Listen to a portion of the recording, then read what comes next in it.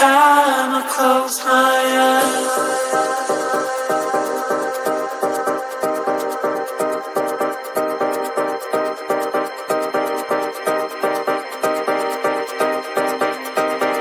Every time I close my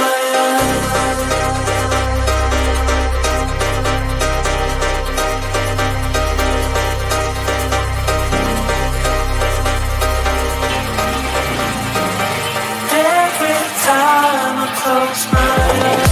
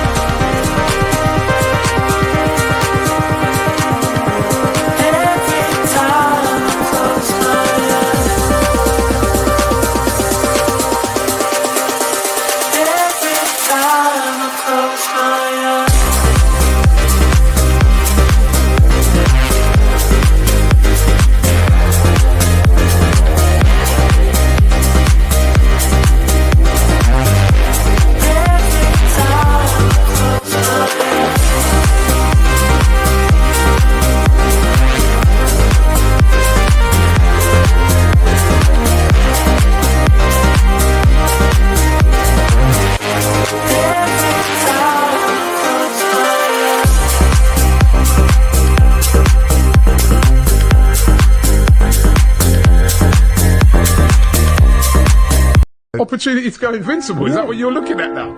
Could be. We've got the best young manager in the world in Mikel Arteta. I can't even believe you're having a conversation about Liverpool in the title challenge. If we can get a win at Anfield, Invincibles 2.0. I could see us equaling what we done in 2002 and being unbeaten away from home. It's going to be out of us all City, and I think we've got the cojones to do it this season, and we will do it. I feel that right now William Saliba is the best centre-back in the league.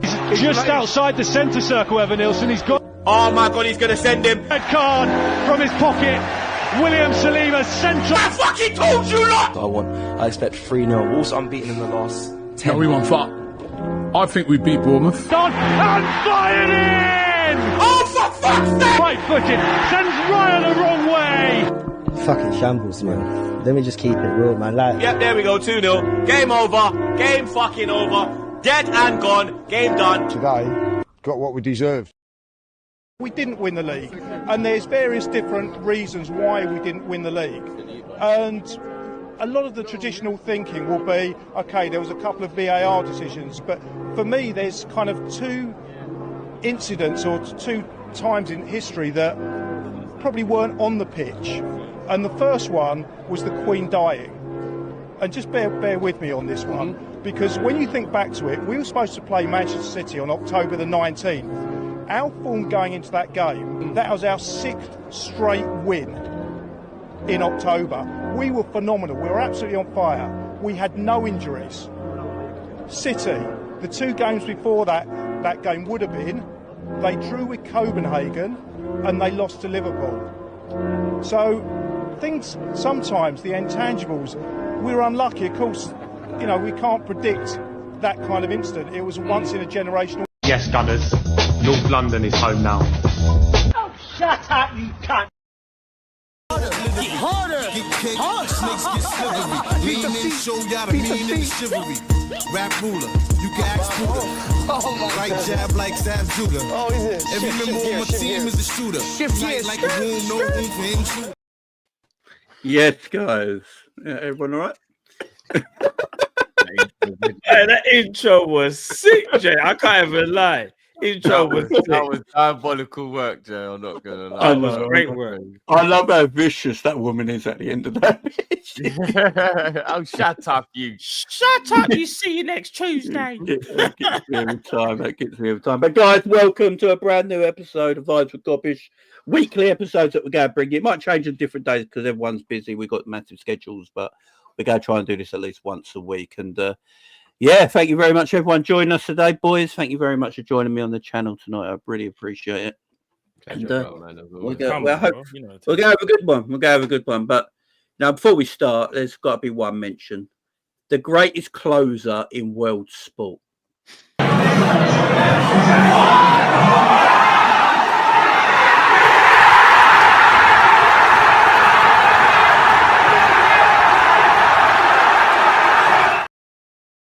Got man like Endo, yeah. God, so shame. Hey, do you know he's officially been nicknamed the finisher?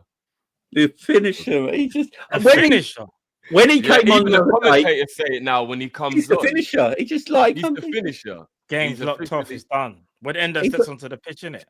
He's like the stunt cock that comes in when you can't finish. Do you know what I mean? That's what he is. It's my channel. I'll tell you what I want. I don't care. Yeah, this might be one of the episode we do. I turn monetization off. There's no point. You know when a stunt double comes in because you don't want to break your neck jumping off of the roof, and you're like, yeah, go on, son, you do that. It's got to be totally different if it's the other way around, and you're like, man's got to come in because you ain't good enough, and be like, yeah, you just be sitting there.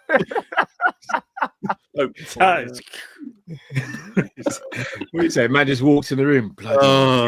Again, I've got to bail you out again, brother. I've got to bail you out again. Where is she? Where is she? You know what I mean? Where is she? You know these. I'm going to be making house calls soon. You know what I mean? 3 times in a week, bro. Get your protein.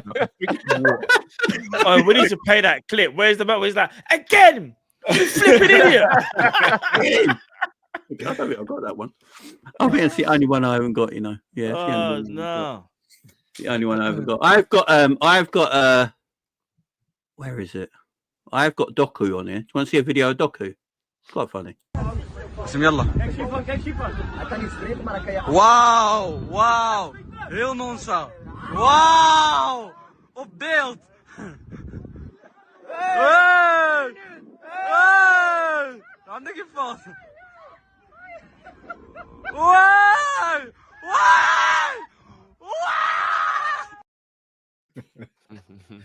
Big up Doku every time, man. I'm not gonna lie, there is always a guy at football overweight who's underestimated and then gets on a pitch and does that to everyone. Yeah, always. That's major. Always. That's me when I go to the park, man. That's me when I go to the park. If I'm playing him, he's not doing that. Just with all due respect, he's not doing that. But you're gonna get sent off then, blood. No, it's just not happening, man. Like, I'm not getting sent off, but it's that I'm not letting that happen. Like you can get past the first about 8 man. Yeah. Big up whoever was tuned into the late night show last night. I think we went at 1 a.m. There was, I'm not gonna lie, people in the chat will know, there was the biggest mosquito I've ever seen buzzing around my face. It had a vendetta against it. It bit me in the back, man. It took a pint. I'm telling you, it took a pint of blood. I got lightheaded at the end of the show. I had to lay down. It was about that big. It's huge, absolutely massive. Wouldn't leave me alone. Just bullying me. Like a hornet or something, bro. No, it's just a mosquito, man. It literally spoke to me as well. You're right, Rob. It went like that. It was a Southeast London mosquito. Nicked my wallet as well. Nicked my wallet at the same time. Hey, can you imagine anything more scary than a mosquito shutting the window and then going, shoot me, bruv? I'm telling you. You'd be freaked out on a whole nother level, Nah, boy. for when the mosquito is able to shut the window, I'm gone. I'm not even waiting to hear what it says. The fact Shut that the he window. shut the window. Shut the window. Shut the window. Shoot I'm me now. gone, It's just you and me now, bruv. Shut the window. It's just you and me now. What are you going to do? What are you going to do? Oh, no. Oh, That's dear. crazy. Yeah. Right, guys. Game last night. We won 1-0. It weren't the prettiest of games. I ain't gonna lie, everyone grassed you up, so I'm going to talk to you now about this. The ratings, guys. I knew it was coming. See, I wasn't even there, so I don't know what's happened. We got a bunch of snitches in our community now. Hold on, Every what happened show with I the go on, ratings, though? I get snitched on. The stitches. Yeah, The but how stitches, come? man. What? But you both done the rate. So what was the big kerfuffle? So let's get to the game. Oh, Anyway. Yeah, so go we- on, James, I need to- we Let's argued get to quite a lot over some of the ratings. I'm guessing that's what it is.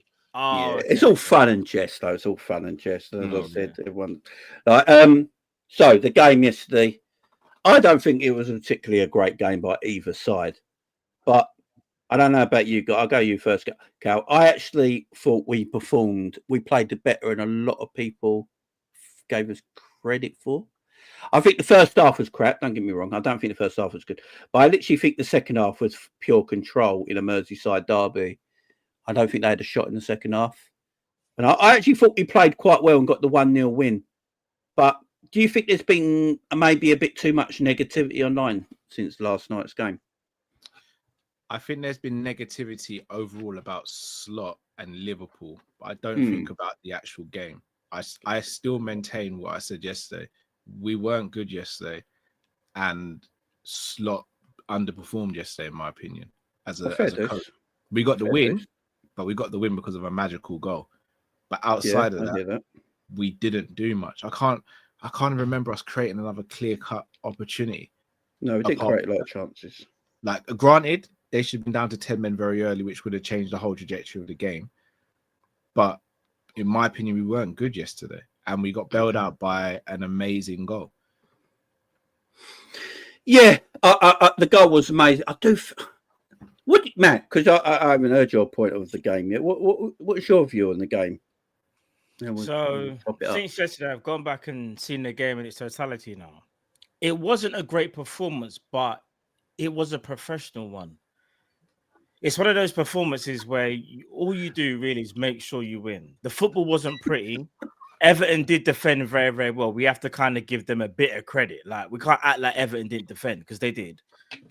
But they had a plan. They had a plan, didn't they? They had a plan. Yeah, just to stifle Liverpool. But you have to understand, when we normally come back off an international break, we don't normally play well at all. So I kind of knew that we weren't going to play well. Whenever there's a break, Liverpool always come back and just about get over the line. Yeah, I hear everyone's not happy with the performance, and rightly so. But the main thing was the 3 points. Now, are we expecting that to be against Fulham? No, we expect a better performance. But it's the first game back. I don't think we were terrible. And I just think the reason why it looks maybe a bit worse, because our defenders were actually our weakest players. And they're normally our strongest players. And if your defense ain't great, you're going to allow the opposition too much time and opportunity. And that's what happened with Beto. He actually got the better of Ibu and Virgil quite a lot yesterday. Yeah, and that's not normally. Yeah, and like, don't get me wrong, Beto is a handful, but I still would have thought that they would have handled him better, and they just didn't. But listen, I don't think we should be getting too negative though, and like really, really criticize. I think we can look at the game in its totality and go, yeah, that we can't let that happen again. But I don't think it's like an alarm bell, like, oh my days, like this is something that we have to really address. I didn't see it as that yesterday, personally. But again, I watched it. Yes, I watched it today, so I didn't watch it live. So I already knew the results. So maybe my emotions would have been different if I watched it live, like these guys did. You know what I mean? So yeah, that's my thoughts on it anyway. Yeah, Drift. Yeah, after obviously not being so caught up in the emotion, maybe the game was a little bit better than what it felt like at the time. But the first half was awful. Yeah, first half was dead. I ain't gonna First lie. half was absolutely awful, but I think the second half, in hindsight, probably was a little bit better than maybe we thought it was at the time. I think a lot of frustration from the first half spilled into the second half and maybe skewed our judgment a little bit. It was just the frustration of wanting to win. The hate for Everton was adding to it as well because we hate Everton so much. So we're And the angry last game, what happened? yeah, and what they did to us only a few weeks back as well Yeah. was playing a huge role. I think that's the quickest turnaround ever in terms of derbies as well. So playing them twice in a short space of time felt like the hatred was still like on high. So yeah, but I mean, again, I'm sure I even said it during the watch along, during the match reaction and the player ratings that 3 points was all that really mattered. So let's try and not be too down, even though the performance was worrying. We have to perform better because the next game against Fulham is going to be a very difficult game away. Fulham at home are a very good team, so that's actually like a difficult match. So we've definitely got to perform better in order to get a result. But yeah, it's about the 3 points, I guess. If we play like that for the rest of the season, but we win 1-0 in every game, I don't think we'll be that bothered, will we? No, it's just difficult to play like that and win every game. That's the only thing. That is like so. I think we all agree performances at the beginning of the season probably counts because you're getting you want your team structure right, your system correct, your patterns of play and stuff like that.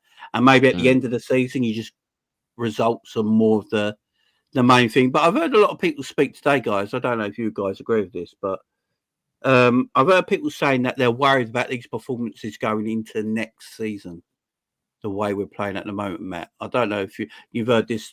I've heard a few Liverpool fans speaking about this in content last night and today, and they're just a bit concerned, thinking like these performances are going to drag into next season. But what's your feelings on that, man? No, I don't think so. Listen, next season's a new season, completely different. We might even play slightly different as well. We're hoping to have transfers as well that can enhance the squad. You have to remember, Slot's first season, a lot of these players are tired, not much rotation. Maybe Slot might have wanted to rotate more, but didn't have the players to do so, or didn't feel like the players that he wanted to really use, like Endo, only up until the latter parts of the season. But I don't think it's a thing where you got to think about next. So much is going to change, in my opinion.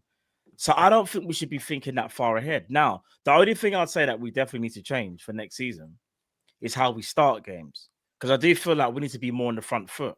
Because there's too much times that we just grow into a game, we analyze the opponent, and then we make tactical tweaks. And then we try and, make those adjustments. But for next season, I want to see us on the front foot. Remember, you don't have to be gung-ho to be on the front foot. It just means you're dictating what happens in the game. There's too many times that Liverpool are not proactive, we're reactive.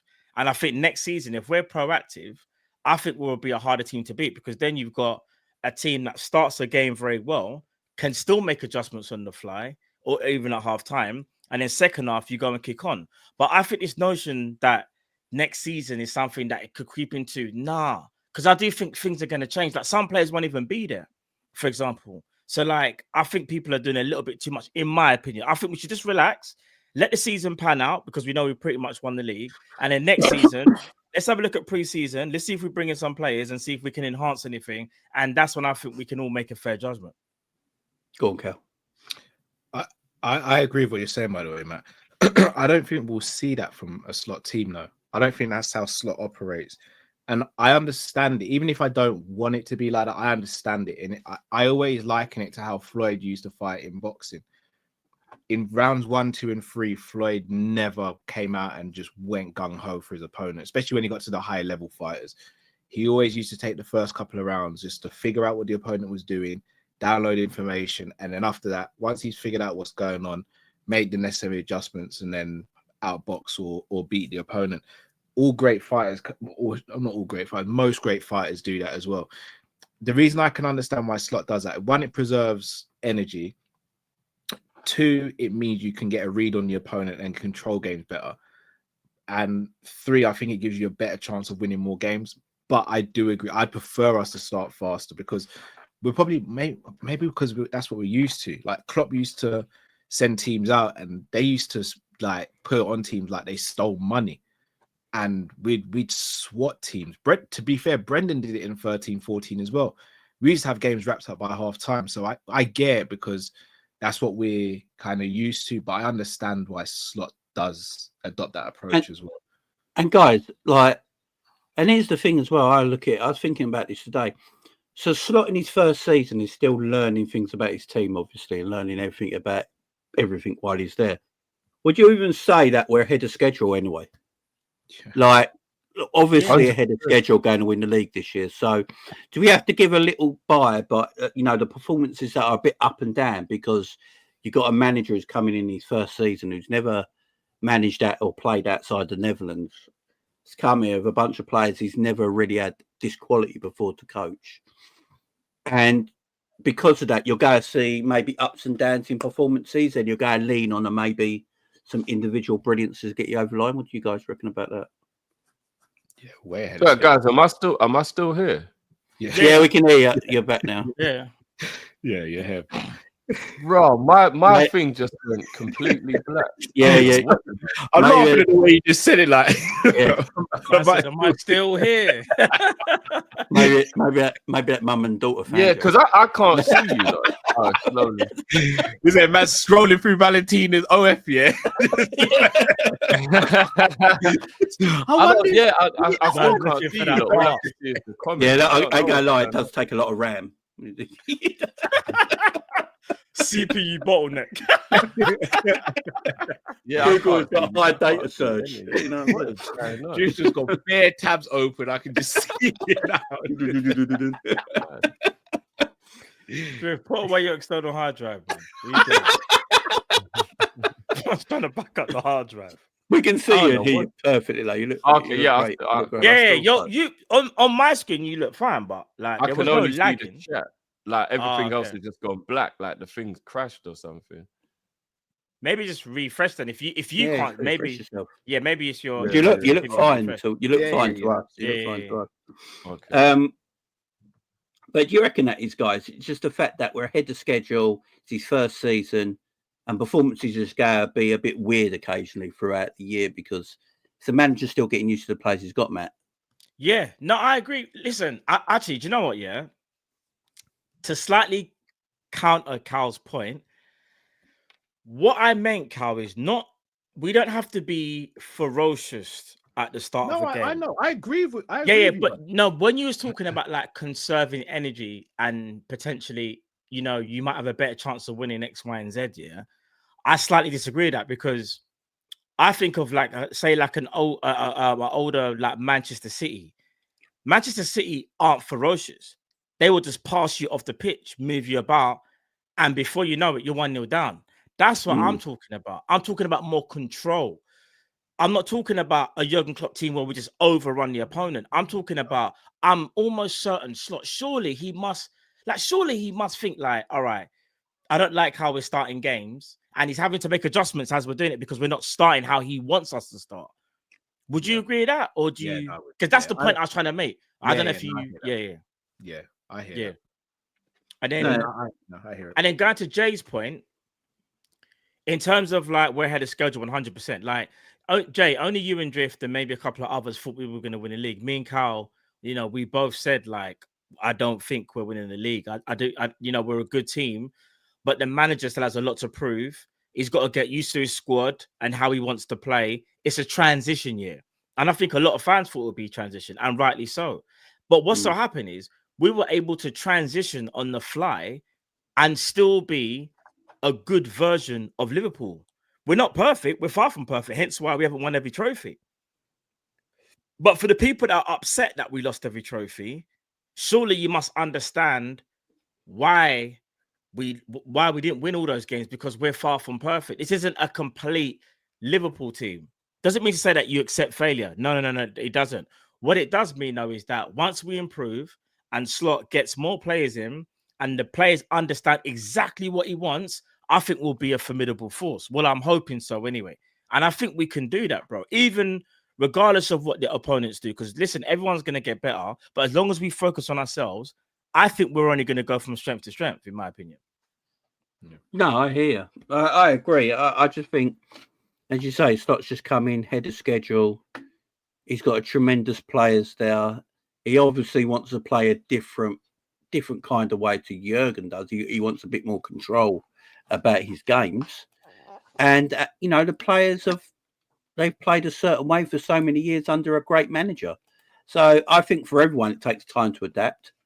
The best managers in the world take time to adapt. So, but we're doing that. It's almost like work experience in a way.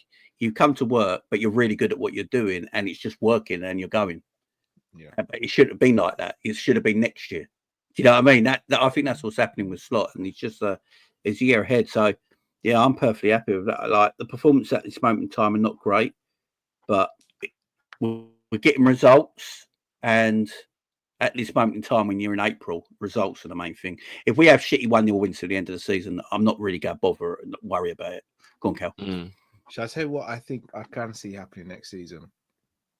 Is because of the standard he set this season, he's almost like it's a gift and a curse this season. The gift is obviously winning the league in his first season, but the curse is I think there's almost going to be an expectation from fans that he has to win it next season now. And we've all said it here. We had no right to win the league this season. And again, we could be losing Trent, Salah, and Virgil, which any team in the world lose those three. You could be Real Madrid and lose those 3 players. It's gonna deplete. It hurt anyone, won't it? It hurt anyone, yeah. So I'm very intrigued to see how we navigate this summer, because if he doesn't get backed properly, then for me, he kind of gets a free hit. If he gets backed and he gets exactly what he needs and what we want as a club, then I think we can hold those standards and be like, looks like you did it with a squad that we didn't think could do it. Now you've got the squad. Now you got your boys go and achieve some greatness. But I think so much rides on this summer. But look, the fact that we lost Klopp, which is something that we were all scared about, and none of us knew who Slot was until we got him. We wanted Amorim, we wanted Alonso. We got Slot. He's coming and he's done an amazing job. And I'm not even doing the whole TRC thing here, but you have to rate the decision to go and get Slot, and for what he's done and implemented, you have to rate him for it, man. It takes guts employing Arne Slot in a way where, as you said, like you're replacing Jurgen Klopp. And when we got linked with Xabi Alonso, I can't speak for you boys, but for me, I thought it would be the perfect replacement because it's a guy that is loved by Liverpool anyway. It's a guy who knows the team, knows the city.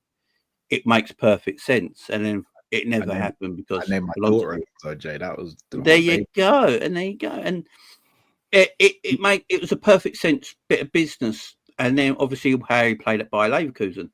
And then it didn't happen. And we was like, I remember just waking up one day. And I don't know about you guys. Arnold Slot was the bookie's favourite. And I'm like, where did that come from? Like, where did it come from? And then he got the job and he's been, I remember in pre-season watching us play pre-season, I was like, I'm liking what I'm looking at. It's like the little phases of play that we're playing and trying these players in different positions and stuff like that. And I really enjoyed it. But with Slot, I think he's still on that learning curve. I think we've got to remember, I think he's only been a manager for 7 years.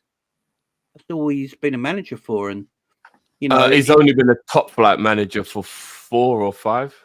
It's not long, he was is like it? an under 18s before that. It's not long, is it? And he's going to possibly win 2 league titles in 2 different countries at that time.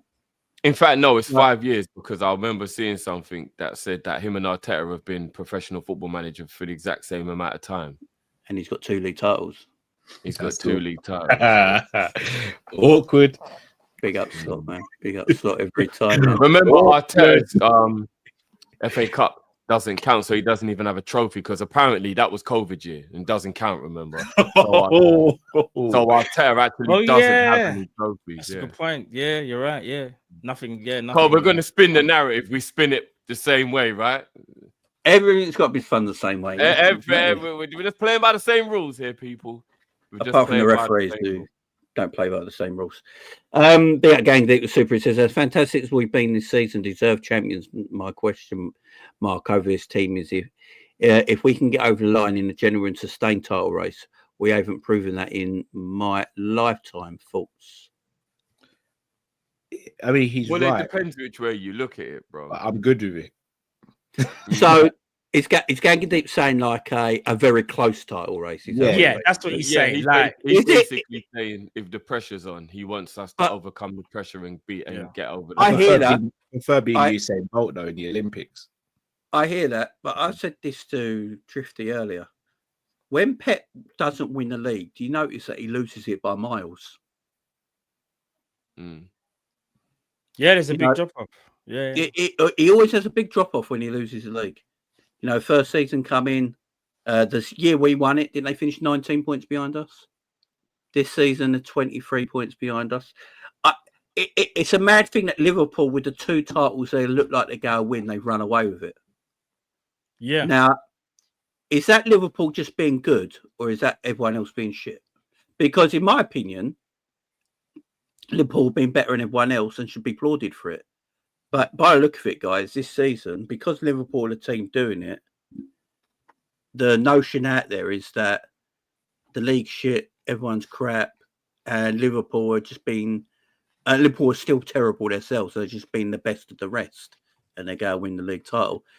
I don't know about you guys. That does piss me off a little bit, because every time we win the Premier League, there always seems to be doubt in the media or in people's mind why Liverpool won the title. You know, the COVID league, when me and Trish spoke about this earlier, when we won, was it the first 26 games out of 27 matches? No, we'd always go and win the title that year, no matter what happened. This year, Man City have fell off because they've lost one major asset to the team. Yeah, they've had defensive issues as well, but they lost one major asset in their team, and they fell off completely. No one says anything. So now so I don't know about you guys. It does piss me off a little bit. I know it shouldn't, but it does seem to irritate me and irk me that when Liverpool destroy a league, they get criticised for it. I've never heard anything like it, Matt, personally. It's because they're always trying to downplay our greatness. Listen, is it our fault that the opposition weren't up to the standards? We can only look at ourselves. You see, in 1920, yes, we understand there was a world pandemic, but we already wrapped up the league before, like in January, like it was done. And now you look at this season. It was done in December, bro. Yeah, sorry, December. Then you look at like this season, and now the excuses are, Arsenal, well, we got injuries. Chelsea we're going through some transition. Bro, no one cares. No one cares when we had our injuries, when we had no centre-backs.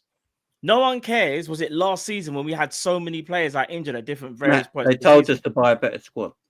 No one. Here's the thing. This is why, like, I understand injury. I don't want to see no one get injured. I just want to make that clear. But injuries just are a part of football. It happens. It can derail a team. But you've also got to look at it and go, well, was your squad good enough to withstand those injuries? Sometimes it can be, and sometimes it can't be. But that's just how football works. Not everything can be perfect. It's like people want a perfect world where everyone's team is at their absolute best so that we can all go head-to-head sort of thing. That's never going to happen in football. Because if that's the case, you're basically saying, make sure none of your players get injured all season. That's never happened in the history of football. So why should it happen when Liverpool running away with a league title? Sometimes we just got to look at it and go, we had a couple of issues this year, but Liverpool were too good anyway. Because some of the games that we probably either should have lost or drew, we won. And we got over the line. And that's because we have a team of champions that have won it before. We have the know-how how to do it. It was just unfortunate last year when Jurgen Klopp said that he was going to leave. Maybe the pressure got to the players, a lot of stuff going on behind the scenes, contracts and stuff, I don't know. But this season, new manager, Klopp has left, Slot in charge, you're seeing a different Liverpool. And you're going to see another different Liverpool next season. Because each season, there's always something different. So let them complain at the end of the day. Let them complain, Jay. But yeah, you're right. There's always some type of undertone when they're like, yeah, well done for winning the league. Yeah, we were crap, but yeah, well done, you guys. It's like, no, not well done. Just say, you man are too serious. You man are the best. We can't say nothing. Just admit defeat. Yeah. No, I agree. They don't want to, though, do they? Because the narrative, we've seen over the last few years that the referees and whatnot don't like us. And it kind of seems a little bit like all media outlets are trying to push this narrative that it's more that City and Arsenal flopped rather than Liverpool are good, which if we end up on 90 plus points means we'll have like something like top 5 highest point finishes or something like that in teams who've won the league.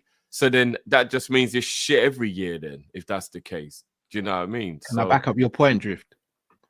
Last season, at this stage, after 30 games last season, Liverpool were on 70 points. After 30 games this season, we're on 73. Our standards haven't dropped. Our standards have improved. That's not our fault if the others haven't improved. No, We maintain levels. Last year, everyone said the Premier League was a very good Premier League. We were on 70 points at this time last season. At this stage, this season, we're on 3 more points than we were at this stage last season. We ain't done nothing wrong. If the other team can't get up, then that's not our problem. Go take a blue chew. Go do what you need to do. That's not our business. No, it's the hating is crazy, but let them hate, because at the end of the day, we know they can't take the shine off of us. They can try, they can do everything, and I think we're in a bit of a lull at the moment because it's just the expectancy now, right? It's almost like it's the 10th of December, but we already know what presents we're getting because we've seen them in the closet. So the hype isn't quite there because we know what it is, and it's just waiting until Christmas Day when we can actually open them, right? That's kind of basically what we're doing right now. We know we're going to win the league. We're just waiting for the official part where we can celebrate in a way where it doesn't look weird because nothing's official. Remember, when you want to celebrate, everything's got to be official, innit? But once we get the official, we're going to be partying like they know. They know, so that they can do all of this talking. They can do when 1.5 million people descend on Liverpool Town Centre on May the 21st or June the 1st or whichever it may be, whenever it ends up being. Do you really think they're going to be able to? Bitch, don't kill my vibe. It's going to be impossible. Okay. It's actually going to be impossible. So let them run the narrative. Let them speak. Let them do what they want. Let them talk. Because as Matt said, we lost our centre-backs and they didn't care. They just said it was the worst title defence in the history of football, even though we finished 3rd that year. But it was the worst title defence in the history of football. Chelsea didn't finish 10th before that. And not only that, why is it that there was no excuses made for us that year, but they've made all the excuses for City and Arsenal with the injuries? All the time. When we won, let them talk, man.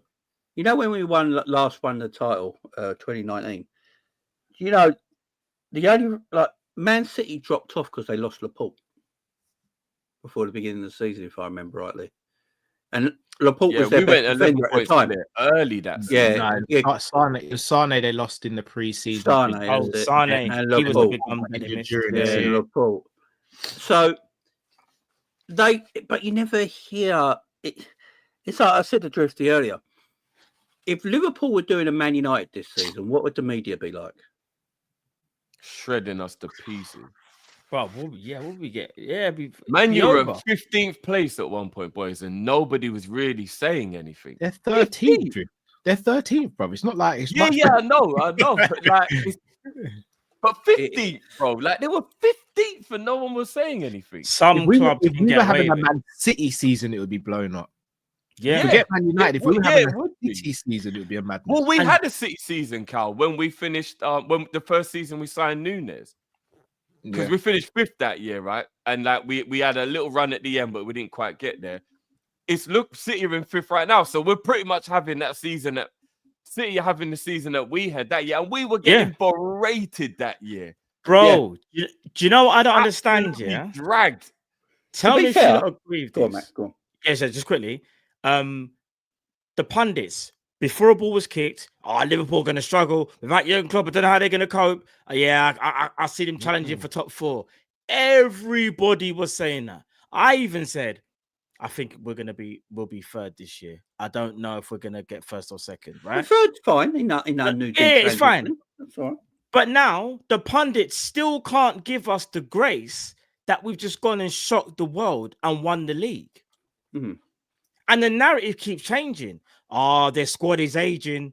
I'm worried about Liverpool.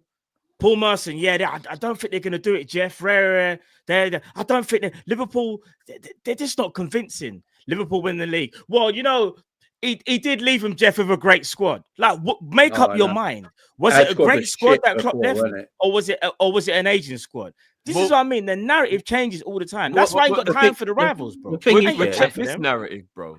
If Saka had been fit, then Arsenal would have been level on points or definitely bang in the title. Perfect. Glad you said that. You see, We've this been time ahead of them all season, season. this We're time ahead of last them. season, They just would have Arsenal had more corners. Yeah, no, go on. guys, this time last season, Arsenal were on 68 points and Man City, on 67. We would still be clear by 5 or 6 points. Well, not only that, Cal, when Saka got injured, we were 9 points ahead of them. No, we're 7.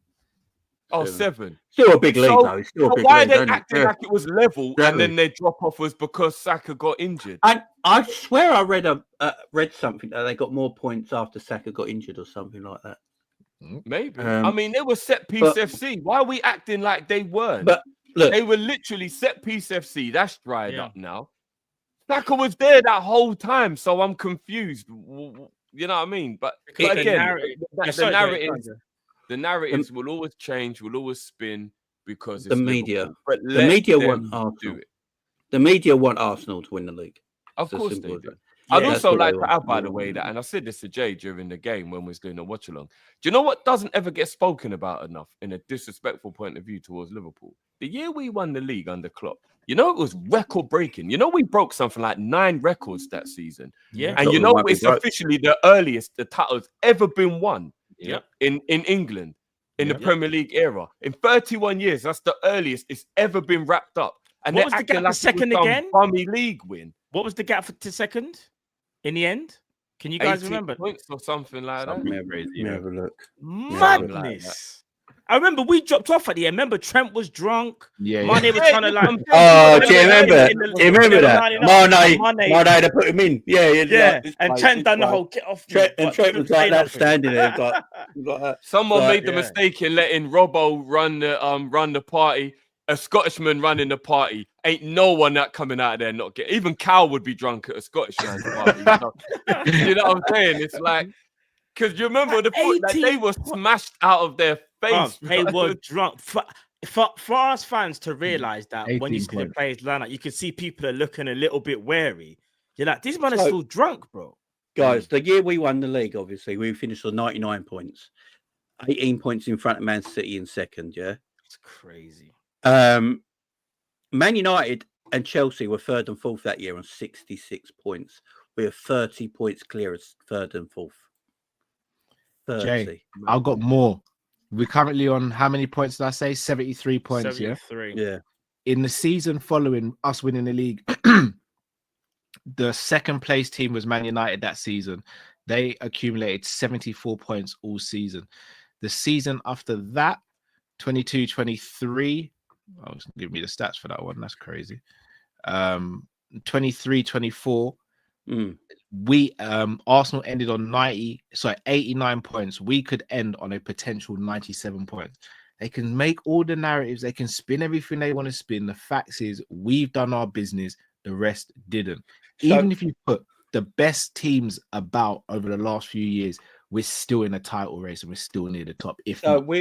So basically what you're saying, Cal, is over the 2 seasons, we've just maintained our quality. No, we've improved, Jay. And everyone else has dropped off. So is that Liverpool's fault? No. Well, I mean, Arsenal. It's ridiculous. If I'm not mistaken, Arsenal have only finished on 90 points once in their whole history. Yeah, the invincible season. Invincible. Yeah, That's the it. invincible season, and that's it.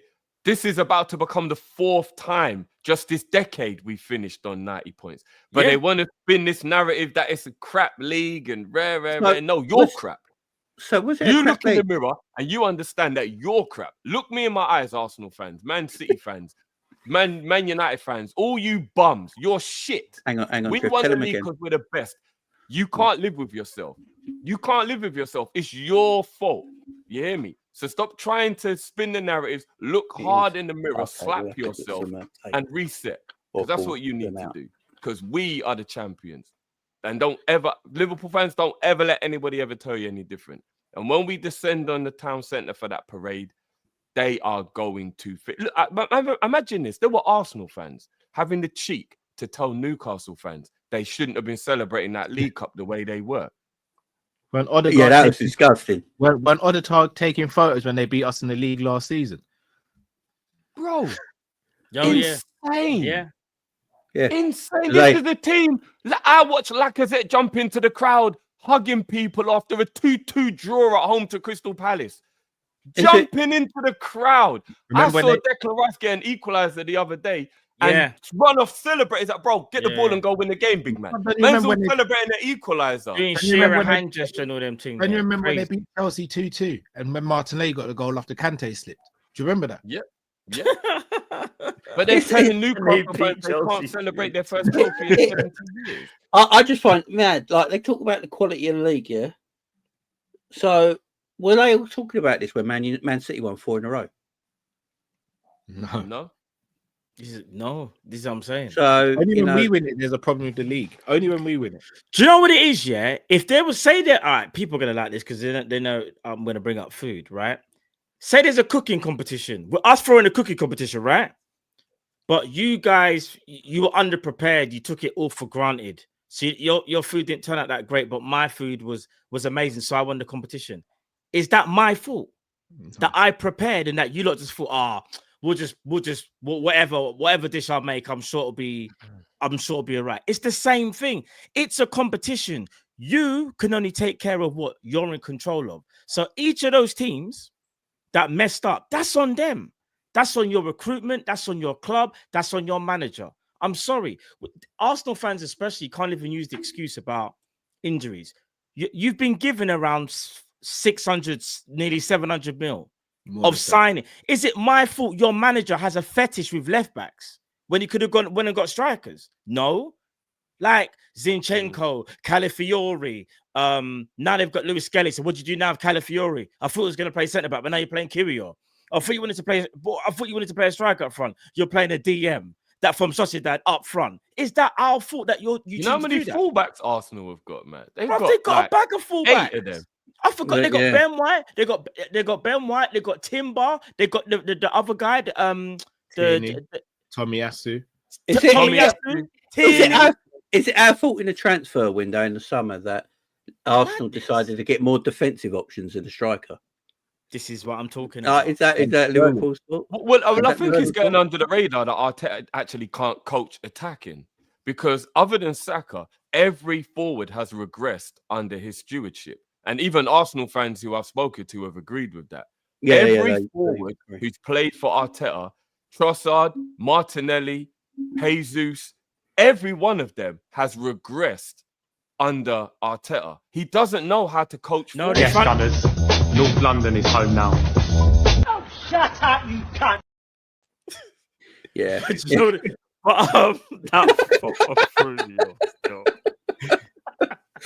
He doesn't know how to coach forward. No, but they got a resolution now. They can make no excuses because remember, he's found an option from within the squad. And if you're a top coach, that's what you do. Look at Mikel Marino. Yes, I'm saying Marino's doing a good job. Arsenal don't need a striker. They got Marino now. The rest of the Premier League and the pundits and all that, they should be thanking us because without us, Man City wins 7 league titles in So where's everyone else? But this is my thing, right? Where is the rest of English football? Yeah, we've stopped Man City winning league titles. Apart from, as you said, in the last 6 or 7 years, the only team that's won a league title is Liverpool. Yeah. So why is no one else picking up the bag? You know, the bag and going with it. Why are Arsenal not picking up the bag and running with it? You know, why is no one else doing it? Chelsea has spent 1.5 billion, and still need about 7 players. It's madness.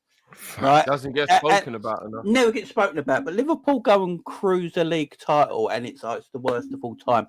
I don't think any of us are sitting here and say the Premier League is top drawer at the moment, as good as it has been before. But that still doesn't mean the team that wins the title hasn't been very good and better than everyone else for a full calendar year. Yeah, now, give respect where respect's due. You know, if Arsenal went and won the league this year, I'd do the banter and think that's what you meant to do as a football fan. But I'd still know they've been the best team this year. They deserve to win the league title. Hate them or not. Yeah. You know, here's the best team. Deserve to win the league title. Let's break it down quickly. Has it actually been poor quality-wise? I think when people are saying that, they're kind of looking at it from a simplistic point of view, in my opinion. And that would be Arsenal haven't been anywhere close to where they should be. City have fallen off. Man United and Tottenham are absolutely dreadful. And Chelsea, after 1.5 billion, are not even close to being league winners. So people are looking at that and they're looking at the traditionalness of the league, and they're going, it's been a crap season. But I think that's absolutely disrespectful to Brighton, to Villa, to Newcastle, to Nottingham Forest, who have been exceptional this season. Bournemouth. And all those clubs have done is taken the place of the traditional clubs. But let's keep it a buck. Of those traditional clubs, which one of those still hold the tradition that we're supposed to hold them instead of? Because it looks like Chelsea might have just been Abramovich. Now they're just back to who they were before that, which is just a okay team. Man United ain't been good since Fergie. Maybe it was just Fergie because he saved them from them being shit before. So maybe it was just Fergie. Arsenal ain't been shit for decades. That's just what it is. They've only won 5 FA Cups in 22 years. So they're just shit. It is what it is. Tottenham, it's the history of that club. We don't even need to talk about that. You know what I'm saying? Please, man. And Man City was only established in 2012. So what we're doing now is we're really trying to rewrite narratives that don't need to be done. Maybe the traditional big teams ain't who they are anymore. Maybe they won't be those teams anymore. Maybe, and again, I know I'm just being super shady here and I'm being shameless. It is what it is. But let's talk about big clubs for a minute. Because let's talk about your Arsenals. Let's talk about your Spurs. Hold on a minute. How many European trophies do you boys have? Because last time I checked, Forest have got 2. That's awkward. 2. So if we're talking about heritage of big clubs, Techie, still it's techie. Villa should be rightly above Arsenal. I lie. Nottingham Forest should be above them. I lie. Because last time I checked, them man have got European trophies. So, when you look at the comparison between last season and this season, I think 8th spot this time. So 8th spot this time last season had 40. Hold on, 23-24. 8th spot had 44 points. Currently, 8th spot has 47. So this season, 8th place is better than last season. 7th place last season had 45. This season, they're on 48. 6th place currently have 49. Oh, sorry, 52. Now that Chelsea, 50. Sorry, Newcastle. Yeah. Man United. Sorry, did I just say 6th or 5th? 6th. So 6th. So do you know what? I'll say this year. You say last year. Yeah. All right. So this year, Newcastle got 50 points in 6th place. Who was 6th last year? How many 6th points? last year was Man United on 48 points. 5th is Man City this year. They've got 51 points. Spurs won 57 last year. So it's literally 5, 4, and 3 and 2 that have fallen off this season. But the rest of the league is better and more competitive. Again, not our fault. The so-called smaller teams have just gotten better. League. They made it a hard league, but we've just dealt with it. Yeah, they've gotten better. They're smarter. They're wiser in the transfer market. They take more gambles now. So, excuse me, your likes of your Brightons, Aston Villa are not a small club, and neither are Newcastle. They are big clubs. It's just that it's taken them a while to get back to where they used to be. Man City, like Drift said, started in 2013, I think it was. I feel like they will come back. They're having that kind of off season, but we'll have to wait and see. Chelsea, here's the thing: Chelsea on 52 points here after spending 1.5 billion, and they look at they need to spend another 1.5 is crazy. That's one of the biggest stories that doesn't get spoken about at all, and I don't know why. Not in. Can you imagine if Liverpool wasted 1.5 billion? Would be finished. Like, can you imagine what the media the way would say? we'd be getting dragged would be generational. Yeah. We got dragged for wasting 1.5 million on Ben Davies. How about that? Yeah, no, facts. And look at Forest. Like Forest, arguably been the most surprised team of the season. They were in relegation last year. They're in 3rd place comfortably. They're 5 points ahead of Chelsea, and they played the same amount of games. Not in the Forest are going on mad. Forest have spent a lot of money. Forest has spent shitloads of money and bought a good but team. it's supposed to. It's the thing. I look at Forest's 2 centre backs. Yeah, they're better than Chelsea's 2 centre backs. Yes, they are. Forest's goalkeeper is better than Chelsea's goalkeeper. Fact. No, bro, do you want to know some irony, Jay? Their wingers are better, and one of them used to be a Chelsea player. And Chris Wood scores more goals than their striker. So don't Forest deserve to be? Don't Forest deserve to be where they are? Chris Wood over Jackson, wouldn't don't you? Forest, Yeah, same. Yeah, Don't Forest deserve to be where they are because they spent well. Because their name's Nottingham Forest, apparently it makes the league shit. Yeah. Because Man City are not in the top 4 at the moment, it's made the league shit. Because ain't the whole point is that you're meant to spend money to make yourself better so you can get into these positions. Ain't that the point? Or better coaching. So, or better coaching, and it gets you you there. Smarter in the transfer market. Here's the killer. Man United have spent money. They spent bare money with Eric Ten Hag, but his profile or his some of them signings that he made, in fact, all the signings were absolute garbage. Big up so Eric, that's why it took them nowhere. Big up Eric. I miss him, man. Same. When's his anniversary as well? Well, do you know when the anniversary is? When he? That is dark. I just want to know when the anniversary is. But like what I'm saying is, you allowed that fraud, like that much power to do more scouting and bring in those type of players to Man United. Even as a rival, I look over at Man United and think, man, he done you lot dirty. Like I won't be surprised if like that was planned by someone from Man City. Because it don't make no sense to make that many signings and they are all trash. Wasn't he Pep protege? He was Pep protege at one point, wasn't he? Wasn't he Guardiola? I'm sure he did work on. No, you're thinking of the Chelsea one. I don't think Ten Hag was. I think Ten Hag had something to do with the coaching staff of Pep as well. He's definitely the student that just wasn't listening in class because bro. Or maybe Pep just said, go get the job there and do what you need to do, bro. There's not one, there's not one Man United player there that we all look at and go, he would do well in another team. The only person, and people would just say it's just GA, is probably Bruno Fernandes. If you put Bruno Fernandes maybe at Aston Villa or whoever, Brighton or whatever, he probably still gets goals. Mazraoui is the only other one. And Diallo. He's basic. No, Mazraoui and Diallo as well. I think they're good. They could play for like Brighton and stuff, but you wouldn't see them at top clubs though. No, you see, I would see a Diallo at Brighton. Munich, so what we're saying is the league can only be good if it's the original top 4. Or if Arsenal or City win it. Yeah. Is that the only reason league? But so does it up? Because I don't know about you guys. I don't think these teams like Bournemouth and Brighton and all that are going away next season either. No, they're not. I think they're going to probably buy well again in the summer. They get settled teams, good coaches. We've got to surely praise the young, good coaches coming through in football as well. That's trying to take these teams to a higher trajectory than they've ever been. Why shouldn't they deserve praise for it, man? Why is it? They're all doing well, so the league's shit. I don't get it. I think we're going through a transition phase at the moment, not just on the pitch, but off the pitch, where your likes of your Klopps, your Guardiolas, Mourinho's, all these managers with that name, that prestige, your Ancelottis, they're all kind of phasing out now to an extent. And these new up-and-coming hungry managers that don't have a big name, but they are tactically up there, obviously.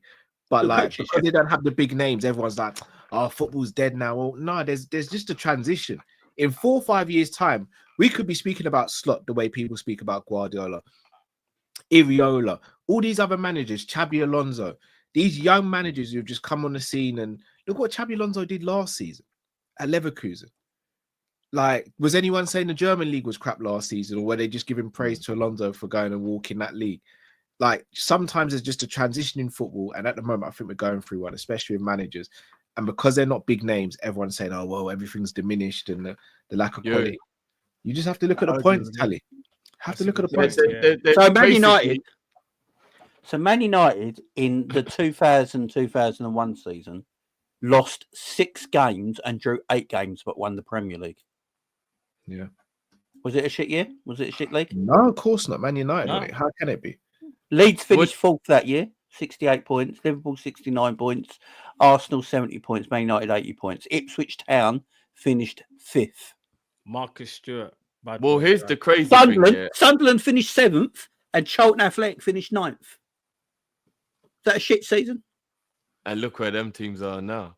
I don't know if you lot saw that. There was a clip going around of a title match between Chelsea and Arsenal. I can't remember what year it was. Drift, I saw it. It was about 10 minutes worth of highlights from the game. And the whole time it was just a tennis match. And it was like the quality of the game was terrible. Like it was. This is what I keep on saying, though, Truth. Remember, I keep on saying this. And I remember looking at it and thinking, yeah, you can't really downplay what's happening right now when you watch that. In hindsight, you're like, yeah, that was like really bad quality. And there was world-class players all over the pitch. But like, yeah, I mean, like I said before, like just let them spin the narrative. Even from a Liverpool fan point of view, I know my thing crashed when you lot were talking about it, but I find it remarkable that nobody felt like Liverpool could win the league. But now, and I get things change, but now everybody expects that Slot should have worked miracles. But you didn't even think he was good enough to win the league. So how does he go from not being good enough to win the league? So now he's supposed to work miracles. It's like you can't, you know what I mean? Like you can't run it both. Like in one way, yes, I get it. We're in a last 16 of a Champions League. We're in the final of a cup. So you look at it, you go, right, you'd at least like to think we win the cup. Even if we'd go out to PSG, at least win the cup, get 2 trophies in one season. I understand that. It's frustrating. Would have been good. I'm annoyed. But at the end of the day, that Newcastle team, I'm not going to lie to you, they were just on it. They were hungry. It's a final. It is what it is. And not only that, they beat Chelsea, City, and Arsenal to get to that final and then beat us. They deserve it.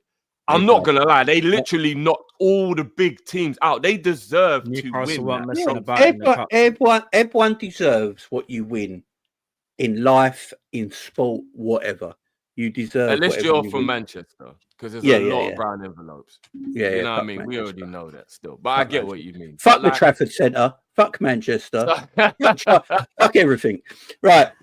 So just to finish up, bro. It's one of them things where it's like you look at the situation of that, and you just think to yourself, can you really crash out on Slot now when he's about to win the thing you didn't think he could win? No. And the annoyance that he didn't win more. I get it. We want to win more. I get that. Of course, everybody wants to win more, but we're gonna win the league. That's the main thing we want at the beginning of the season, man. You know, it is. This man has come in his first season and destroyed everything about Mikel Arteta's life. Facts. That's what it is. They can't handle it. They can't handle it. Big up H. Ali, who's just become a subscriber, found in the channel. Big up to you, man. Looking for some kopish to watch as well. So big up, man. We do appreciate that. Got a few supers to read. Then we're going to move on to some other topics. Big up Shane. He says, who's each of you's Liverpool player of the year apart from Mo? Mine would be Gravenberch.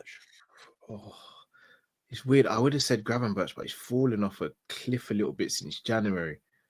I'm going to go Virgil. Yeah, same. But saying that he was terrible yesterday. But that's the first time he's looked human all season. Yeah. So. Virgil for me. It's Virgil. If it's not Mo, it's Virgil. I'm gonna go Gravenberch. Of course you are, bro. Look at your background. I mean, the bias is. We knew where that was going. It was either going to be Gravenberch or Kanate. Oh yeah, I was gonna say Ibra, but then Ibra had an injury, so. You know what I mean? I couldn't really. Shout out to McAllister as well. Has been a silent assassin all season. Yeah, McAllister's been cold as well. And do you know what? Do you know what's actually upsetting? Who would be in the ranking would actually be the Snake. If he wasn't doing what he's doing and we were thinking about him differently, he would actually be in there to be player of the season. I tell you, he deserves an honourable mention as well, Kelleher. Yeah, he's been great when he's had to play. Kelleher's been brilliant. But I'll just say that Newcastle game's really the only blip. Even in the cup final, though, because obviously we lost, people forget. There was a time where we were 2-0 down. Isak had a chance and he could have made it 3-0, and he pulls off a worldie of a save. Yeah, he's a quality goal. Yeah, I remember that save. I think Gakpo gets a shout as well. Honourable mention for Gakpo. Gakpo's been wicked this season. There's been a lot of honourable mentions, to be fair, and they've all played to a higher standard this year, no doubt about it. Big up Philippe, he says, not saying it's you four, but I'm sick of the ungrateful Liverpool fans. I'd love to be winning the title. Your major players deserve more than one, especially Salah. Facts. Big up, man. I think, big up, man. Appreciate it. Yeah, I mean, Philip, don't let anybody downplay your thingy, man. That celebration was. Yeah, as Liverpool fans, we respect what you guys did in the city. Don't be fooled by Philip. Don't you remember the other day, Jay? Philip called me out for no reason, just destroyed me on the stream. Yeah, that's you. That's it. That's good. That's too me, bro. He destroyed me for no reason. He did. Was that on Monster Channel, wasn't it? Is it Monster It might have Channel? been, yeah. But Yeah, he destroyed me. Big up I've Philip. only seen good apart. things from Philip, so Nah, yeah, I he's don't brilliant. know. Philip, I think brilliant. is it Philippe? Is it Philippe? Yeah, Philippe. So Yeah, he's Philippe, brilliant. yeah. He's actually brilliant. Yeah, like go Be at with Shane Fred, man. with the super as well. The league standard is shit. Get better than you bums. Endo Prem medal on top of your head. My finisher. Big up, man. Right. Yeah, Endo getting a Prem medal, you know. Endo's getting a Prem medal on your Endo's head. won the medal the 2 seasons he's been at Liverpool. Do you know that? Yeah. That's crazy. My finisher. midfielder. Somebody needs to remix the Punisher's outfit and put it on Endo, and because he's now the finisher. We need to someone's got to do an edit on that. They literally did call him that on the commentary last night. Yeah. It's his nickname now. He's the finisher. Yeah. It's not even a joke. I know it's And you over. what? Literally, I was watching the Nothing missus. fills my heart with more joy than watching Endo finally get credit. Yeah, Endo's Like, my man. it I felt like love the such a guy. lonely place being one of only 5 people who rated him. I love So Endo, now man. it just feels good that everyone else is actually realizing his importance. If he Endo leaves in deserves summer, it. I'm going to be livid. I'm I going to be so livid. I love Endo, man. I just love that he's getting a bit of praise now. I think it's going to be like a cult favourite, ain't he? That's what. Yeah, 100%. Yeah, I don't I know. agree with Every Liverpool fan seems to love him. You know what? For me now, he's already because we're gonna win the league. He's in the Lucas Leiva category now for club. You know, that. But Lucas Yeah. done Are we more. going to- though. Yeah, Lucas to say that done though, more, but Endo's we're going in that I category will as a say cult this: hero. Endo's got more love at the beginning of his Liverpool career than Lucas did. Yeah, bro. Lucas's love ended at the end of his career. No, more than- agree, but that's Yeah. because I think he was That cult underappreciated. hero, that one that goes under the radar, but he's a cult hero. That's What what did he Endo's have for gonna do. 10 years? Endo's not on Lucas Leiva's level, man. You Calm mean- down. No, What but did he he goes have in for that 10 category, years? that cult hero. Lucas category. was a general, you know. Lucas did more for Liverpool, of course. Remember I'm not Lucas- saying that. Remember As he when got older, Lucas Matt, did he that- was excellent when he got older. Yeah. As he got older, because remember he had to play centre back against Man City, and he was cold. Yeah. He's played up against I'm not saying Aguero. Endo's done more for Liverpool. I'm saying he goes in that bracket. He goes in Yeah. that cult hero bracket. Remember, we're about to win the league, you know. When you're part of the team that wins the league, it does prompt you up a bit. It adds to your legacy. Do you get what I'm saying? Oh, So- totally. Like Origi ain't it winning European Cups for us and stuff like that. Did you hear the Origi chants last night, by the way? The Origi? No. Yeah. The Origi chants. I think that when they come out for the second half, there was a Origi chants going all around Anfield. Yeah, I love that. I don't know if he was there. Talk or about anything, cult but hero, my guy. That might be the ultimate cult hero, Origi. Yeah, Who's yeah, done? yeah. By the way, Origi's done more in football than Harry Kane. It's just facts. Tell me I'm wrong.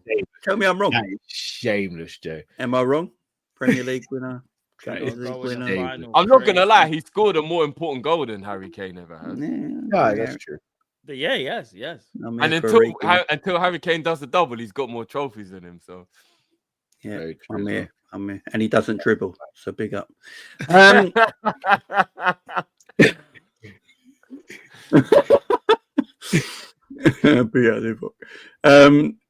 Right, let's go on to. I want to talk about Mohamed Salah. This is going to be everyone's deep breath in their back out. So, I need to get tropical juice. Is this Yeah, gonna be- tropical juice. Yeah, do you remember Umbongo? Do you remember that drink? Yeah. Umbongo, living in the. I used to love that drink, man. Beat Adams, Steve Finnan, yes, cult hero. Quality right back. Quality right back. One of the most underrated fullbacks in the Premier League era. Quality fullback. If Finnan was signing for Liverpool tomorrow to replace Trent, I'd actually be totally fine. Yeah, man. Can you imagine? I'll tell you what. Can you imagine? Solid, proper. Can you imagine? Can you imagine a 28-year-old Lucas in our midfield there in rotation? Yep. Yeah. Because that's when he got better. Was it at Napoli where he went, or Lazio? Was it 28, 29? Oh, he was in his 30s when he made. No, I think he was 30 by the time he left. Did he get player of the year at Lazio? Yeah, Swear he got player of the year. He got player of the year when he was at Lazio. Yeah, he got player of the year when he was at Lazio. Big up Lucas, man. We should try and get him onto the channel, man. So Mo Salah, Look, I'm going to carry out this. Liverpool's greatest ever right winger first. We won't be where we are now without Mohamed Salah. But in recent games, does Mo Salah have to... How do I put this? Does sometimes Salah wait for the game to come to him instead of him taking it to the game?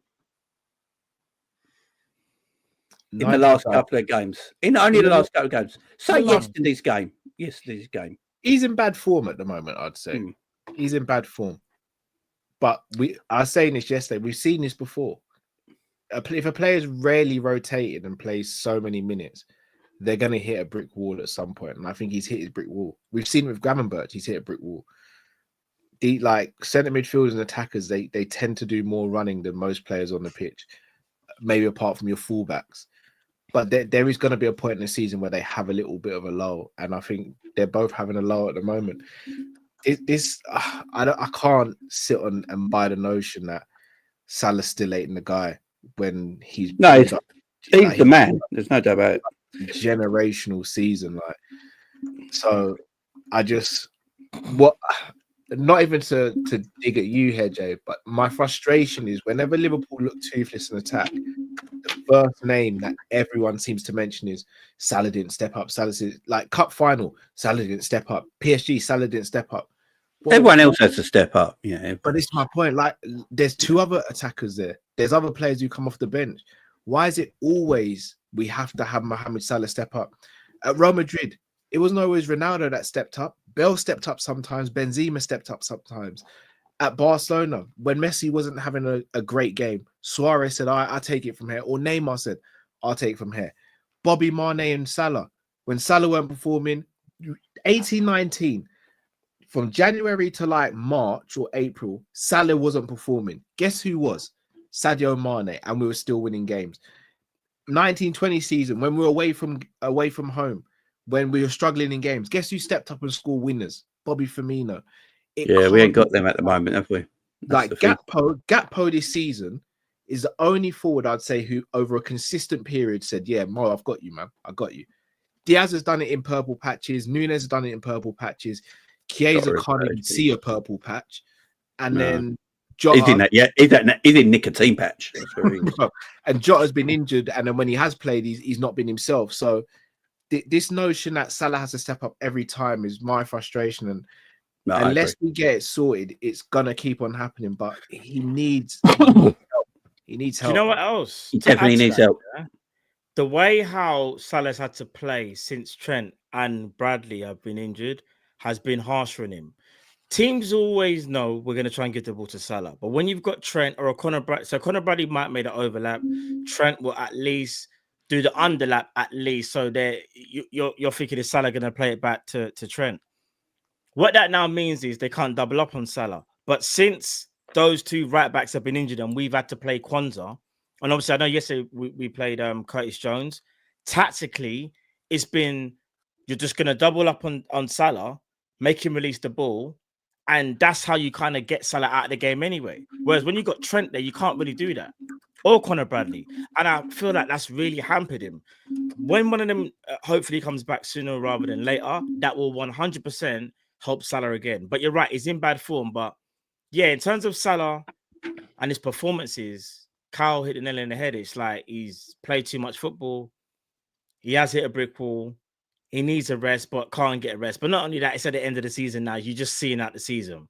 But I do think you'll see maybe a slightly rejuvenated Salah if either Trent or Conor Bradley make their return. I think it'll probably be Conor Bradley first. Conor Bradley will always make that run, the overlap. That will then the defender will have to make up. Sorry, I clicked the wrong button. Carry on, Matt. Click the wrong button. That was so random. That is crazy. Right, I literally just clicked something. I didn't mean to. That means the defender will have to either go with the runner or stick with Salah, so to speak. So that's why I look at that and think, nah, it's a minor with Salah. So, yeah. The reason I asked the question is because I see it a lot online. That's why I've asked this question. For me personally, I think if Salah's tired now, and exhausted, and you know everyone I don't believe in tiredness. I think it's a myth. But if he is tired now, then that's when I need other players around him to step up a little bit and go, you know what, you've got us here. Let us take you over the line. You know what I'm saying? But here's the one thing that I don't think anybody's got they don't want to say because they don't want to be lambasted for it, or maybe they haven't even thought about it. But I don't really care about that stuff, so I'll just say it. Even though I understand where you lot are coming from and there's nothing wrong with what you lot are saying, I also want to say that we can't act like him being there isn't a hindrance still. So regardless of what the reason is, as factual as a lot of what you lot are saying is, if he's on the pitch and he's performing crap, he's still a hindrance. So it doesn't become about what he's done to get us there. It becomes he needs to get out the way. So it's not we don't need him and he's crap on us stuff. That's all rubbish. I don't know what the hell that's all about. But you like, especially that we got a lot of people who defer to him. So we got players in our squad that defer to him. And if he's having a bad game, they still do it. So it's making us worse. If he's having a bad game and you keep passing him the ball, it's making it even worse. If he's having a bad game and he's ghosting, it's like you're down to 10 men almost. And I don't mean that literally because that's disrespectful, but you get what I mean. So it's actually time for him to sit down. Real talk, it's actually time for him to sit down, because I look at all the games, and I guess hindsight is easy because now the game's over. We know he didn't do anything, and maybe if you left him on, he might have. Just the same way Jota, I would have took off at halftime, and yesterday he ended up getting a winning goal in the end. So it would have been like, imagine if you took Jota off. So I get it, but that's football, right? Football is always about if, buts, maybes, and hindsight. Always. We're never ever going to truly know anything apart from what we know, right? But I've watched the last couple games, and if I'm being completely honest with you lot, I think Salah being so bad has actually hindered and added to why we look crap. So it isn't cussing him or going in on him to just point out, right, he's got to sit down. If he's going to be this bad, he shouldn't play. And then maybe a Chiesa or a Diaz on the right or something will offer more in a game, and maybe we'll look a bit better for that match. Do you get what I mean? Like we can't just keep playing him crap because he's Mo. It's hindering the way we play. He's got to sit down then. I know it sounds harsh, but he has to, bro. But you're on mute, Cal. You're on mute, Cal. Oh, yeah. No worries, coming in and out, man. Yeah. What? Go on. Pause. Yeah. Big pause. Big pause. In and out. Pause. In and out, man. In and out. What's I Shake say? It all about the hokey club. I understand your point in terms of if they're passing the ball to Salah, he's a hindrance, especially if he's off form. But that's where the other players need to step up. Yeah. The other players need to step up and do their role. So even if Salah's playing poor, you realize he's out of form, don't pass him the ball. That's on the player. You say that. Let me land. If he's crap. No. I'm not trying to say. Listen, Salah can still play football, but he's in bad form, innit? He, like you said, he got us here, and I understand. But if you're not doing what you're supposed to be doing, you're supposed to sit down.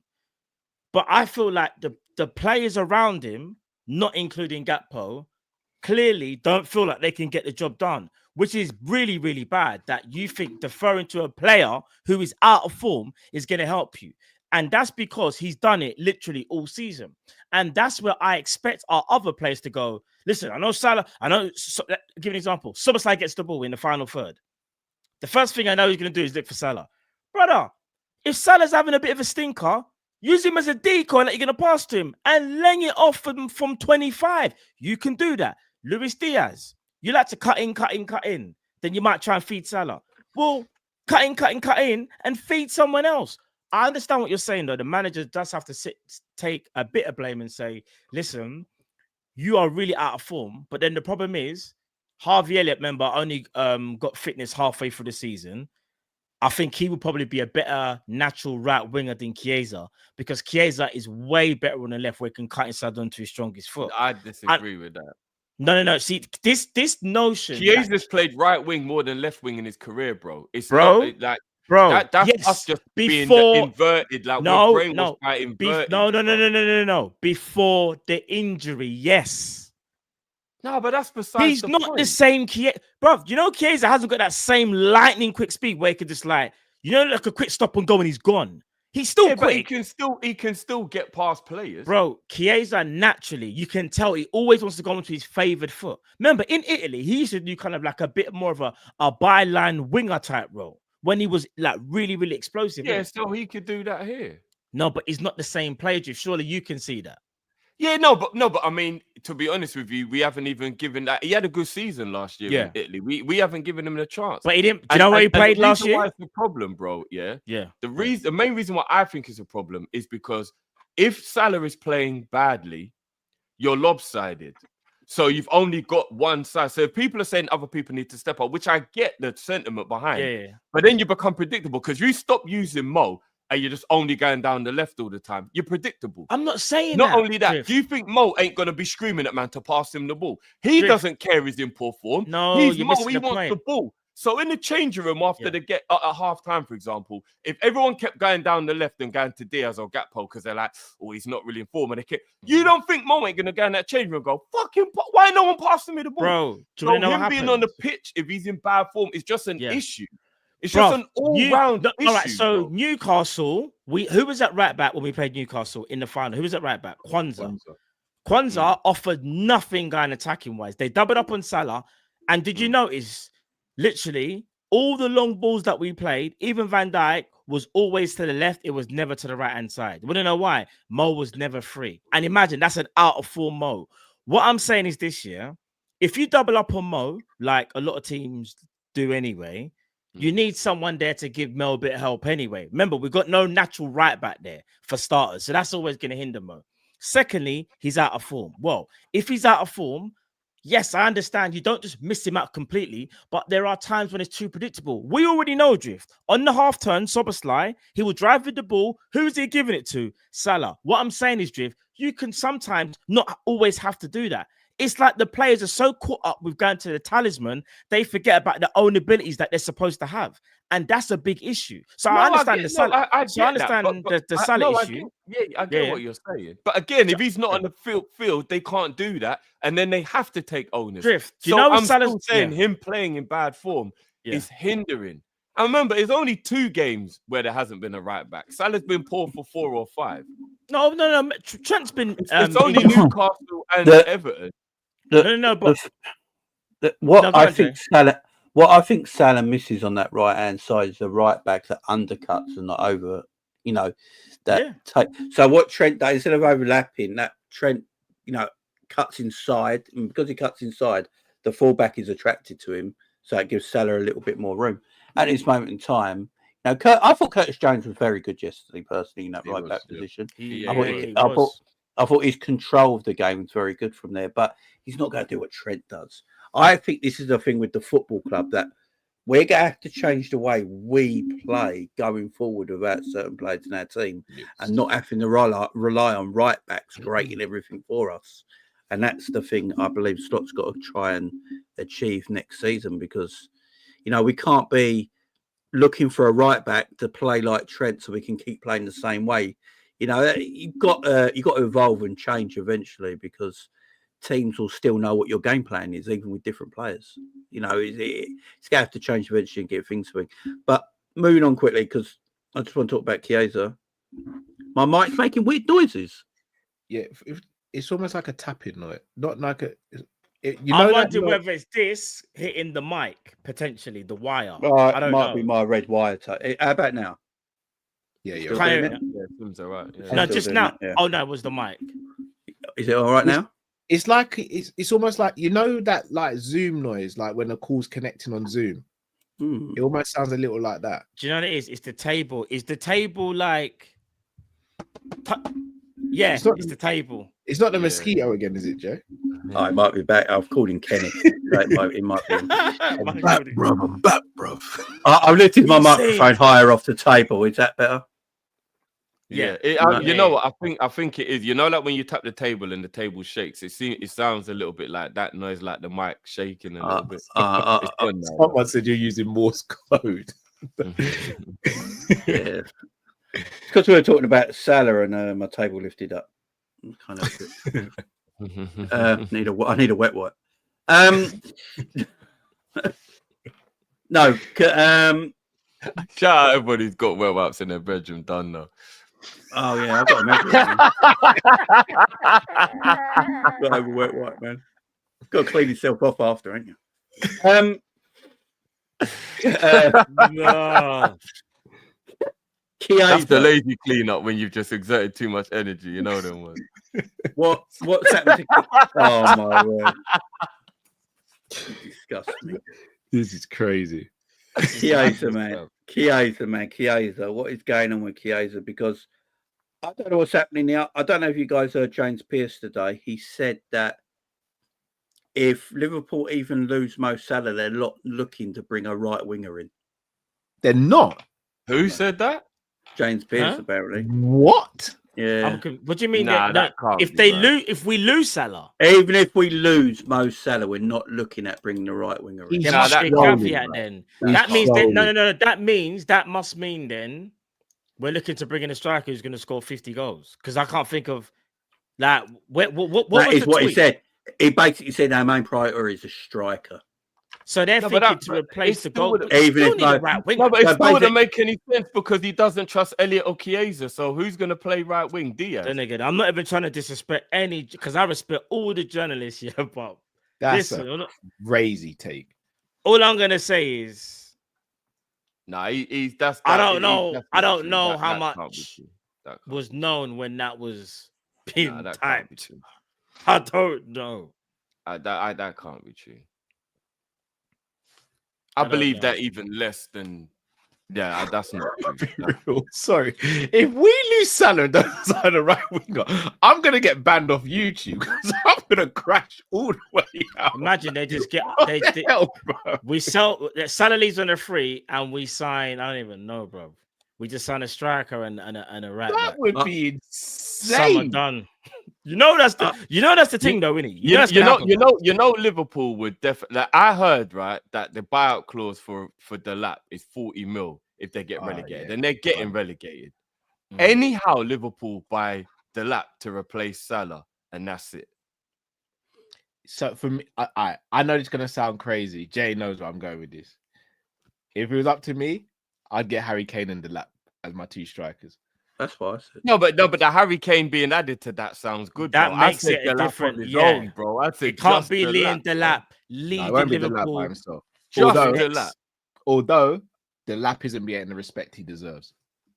No, No, but that's because he's got to do it for one more year, though. I That's do why. feel like he's a little bit overrated, you know, a little bit. Yeah, he's got to do it for one more year. I think Delap because he's not techie like that. No, sorry. Yeah, go on. I think Delap as a rotational striker at this moment in time in his career would be fine.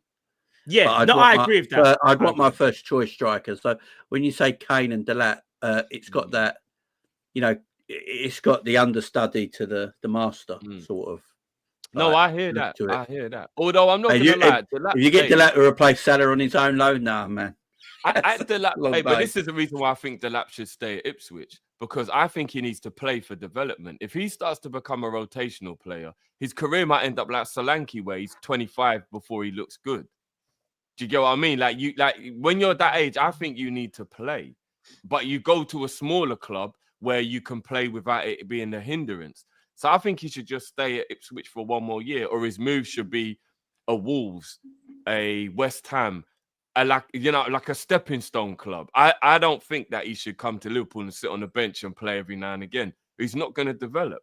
I don't think that's good for him personally. But couldn't the argument be that he'd be around better players and a better coach, so he would improve naturally as he gets older as well? I mean, you think that, but it Sometimes didn't work for Timo Werner. No, nothing was going to work.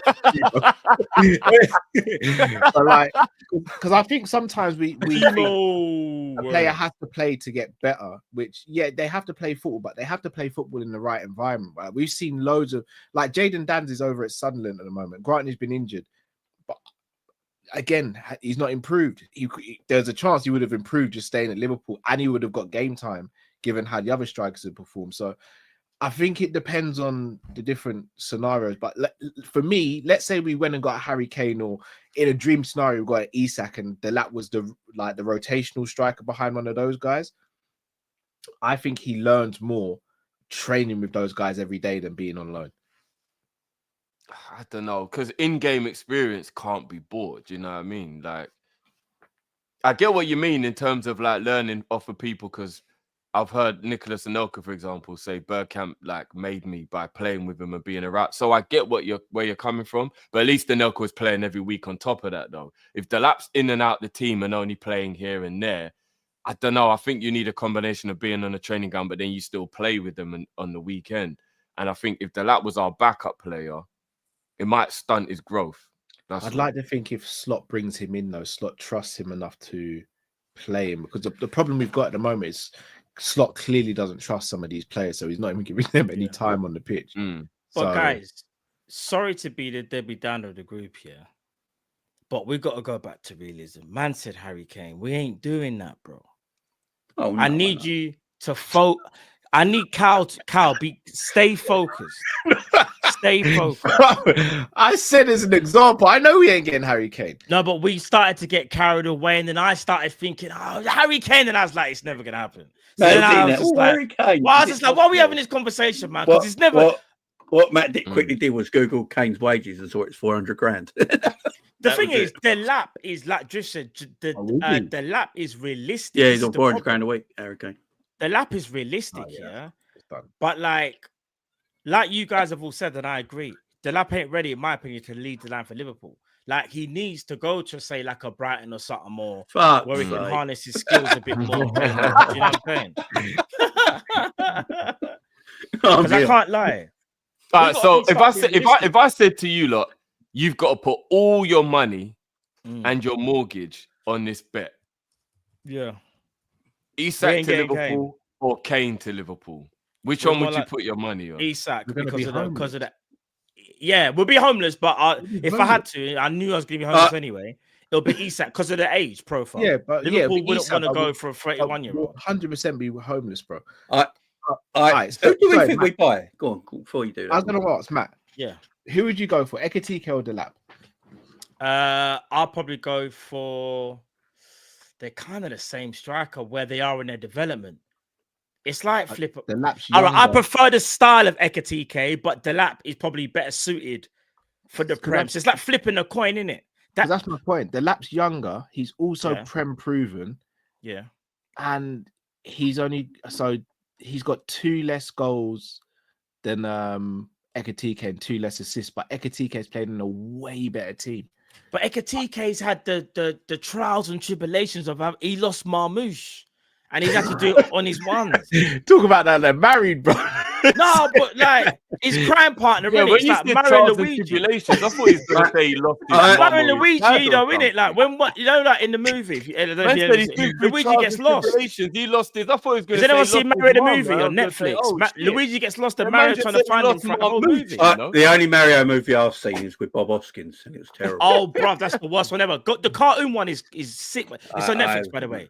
But my whole point is this: I prefer Ekitike to Delap style-wise. I think Ekitike, in my opinion, has got more to it. See, Delap is very much like that traditional, I want to battle against the strikers, and he's got decent football, but Ekitike's got a bit more about him. However, yeah, I'm going Ekitike, bro. Like, Ekitike, I think he's better than Delap, though, personally. I genuinely... I might be completely wrong here. What is it about Delap that you think is like cold? Like, if there's one aspect of his game, I just think he's an all-round very good striker. He's got good finishing with both feet. He's good at passing. He's good at dribbling. I'm not saying he's outstanding at anything. His link-up plays decent as well. He's strong on the ball. He gets physical with defenders when he needs to be, but he can also use his smarts as well. I rate Ekitike as well, by the way. I'm just saying I don't see a world where we get Ekitike and Delap. I think it's one of the two and someone else. Let me put this to you. So Liverpool, obviously, well, not obviously because we never know with Liverpool, but they need a buy in the summer. Yeah, we're linked with Kirkez, who's a £45 million left back, which I can't see us paying for a left back. we're going to need a striker who's going to cost over 40 and 50 million. We're going to need another centre back, and we're going to need a right back potentially, and we might need another left winger. Who do you think we're going to buy? Because this is a lot of money. Our Liverpool Football Club go buy 4 players that are 40 million and 50 million pound each in 1 year. Before anyone even answers that question, do you want to know what's really frustrating that you've even said that, Jay? This is not new, by the way. No. We done this to ourselves. We done the same thing with the midfield situation. We were supposed to get Jude Bellingham. Then everyone was like, oh, crap. No, can't do that. We've got to buy 4 midfielders. The same thing's happening now. All we were supposed to do, if we done our transfers right over the last couple of years, was potentially get a striker or maybe a left back or something like that. Now we have to do wholesale changes potentially. Because we had to rebuild the midfield 2 years ago. Yeah. We're now going to have to probably going to have to rebuild the attack this summer. So we're 3 years behind instead of being 3 years ahead. Remember that they said about Liverpool's transfer strategy? I like Stiller as a midfielder. I don't think we're going to buy... According to David Ornstein today, Liverpool are not in the market for a midfielder in the summer. Right? Didn't I tell you? David Ornstein said today, Liverpool are not in the market for a midfielder. Yeah, no, they're not. Apparently, he said the only player we wanted, he said Zubimendi was an optimistic, or whatever that word is, signing. Opportunistic. Opportunistic signing. Yeah. And when it didn't go through, they didn't want anyone else, and that's why they didn't buy anyone. And they don't see it again in the freezer. And they don't see it again this summer. So we take the midfield out of it, yeah. Then we're obviously want to have beans on toast for dinner every night. Yeah, but on Sundays you get beans. They're good with it. On Sundays you get beans and sausages. You know what I mean? We just turn it up Sunday, a little bit. they just sprinkle some cheese on it. That's it. Yeah. Get the grater. Just grate a little bit of cheese on top. That's it. That's the only. It's not even cathedral. You know, it's co-op. It's fine. But watch, like, literally who we go and get, because who's the striker? Because I think we're at a time now that Liverpool need to finish the main established guy up top. If that's Julian Alvarez, if it's Isaac, you know, players we don't buy those type of players, Jay. So if we're not buying them players, we're looking at the rung down that are still good footballers, but they will get to the level that we want in about 3 years' time. And then we'll go be singing their hymn shit, going, oh, look how good they were 3 years later. Someone look how like great they were. That's literally, or Ekatike. Don't say his name. Are we looking at Darwin out, Benjamin Sesko in? No. If I see that. Yeah. No, but you can also add Ekatike and Delap. It will be one of those in. And but I'm cool with Ekatike. No, but Drift, we're better with Ekatike and Delap rather than. Do you know what I can see the club doing? Sesko and keeping Jota. But the club are cheap. They will just think, well, if say we sell Nunes, they'll just go, all right then. Sesko places Nunes. We'll take another punt on Jota. That will be the strike. But if we go next season with Sesko and Jota, I can't lie to you. And there's another name I don't want to mention because none of the chat are going to say his name. He's free. So you know we're always attracted to something that's free. You know who that is? Yeah. Jonathan David. A man with 2 first names removed. All right. So I personally think Ben Roberts. I genuinely believe, for whatever reason, Gakpo and Chiesa will be our left wingers next season. If Salah stays, I think Salah and Elliott will be our right wingers, and I think we get 2 strikers. God, wasn't Elliott the cover for Wijnaldum and thing a couple of years ago? Yeah, but I think we go and get a 10. I think we get a 10. In what world are we buying a 10? I think we get a 10. And I think Liverpool becomes a rotation. We've got to stop us, bro. Do you understand? Sorry. Go. You don't understand. Do you think we play a number 10 next season? Because yeah, I'm sure. I think he's going to play 4-2-4 next season and play. I think he's going to play 4-2-4 next season and play 2 strikers up top. Shirky, he's coming. Pause. All over the place. He's Shirky's not going to Liverpool. Well, he ain't now. He ain't now. Cal said No, it. but so it's like- if no, all jokes aside, though, I reckon if we were going to get him, it would have been January because it would have been opportunistic, knowing that he was available. No, Get him in the summer. It'd be cheaper. do you think? Because I think more clubs will be know his situation now. You think so? It's calm. We got this. All right. I mean, me personally, I hope that you're wrong, Jay, because I like 4-2-3-1 and I think it works well. So that's why I would hope we would stick with it.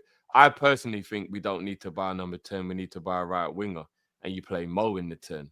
That would be what I would do. I would move Mo centrally, and I would let him be creative and be a box runner, be a goal scorer from central, and then I'd go and get a right winger. Do people think Salah can play the 10? No, I do, 100%. I think he can, but you'd have to overly compensate at the 2 DM spots. You have to get because he's going to be given the free role because you don't. The problem is, you don't want Salah running box to box at 33 years of age, do you? No, you don't. So, but when he's played right wing pretty much his whole career, does that take some? I don't know. I'm just using common sense and strong enough. What I've He's seen got the in football. strength to play there. There's no doubt. I don't think a 33-year-old can play wing in the Premier League. Mo might be an anomaly.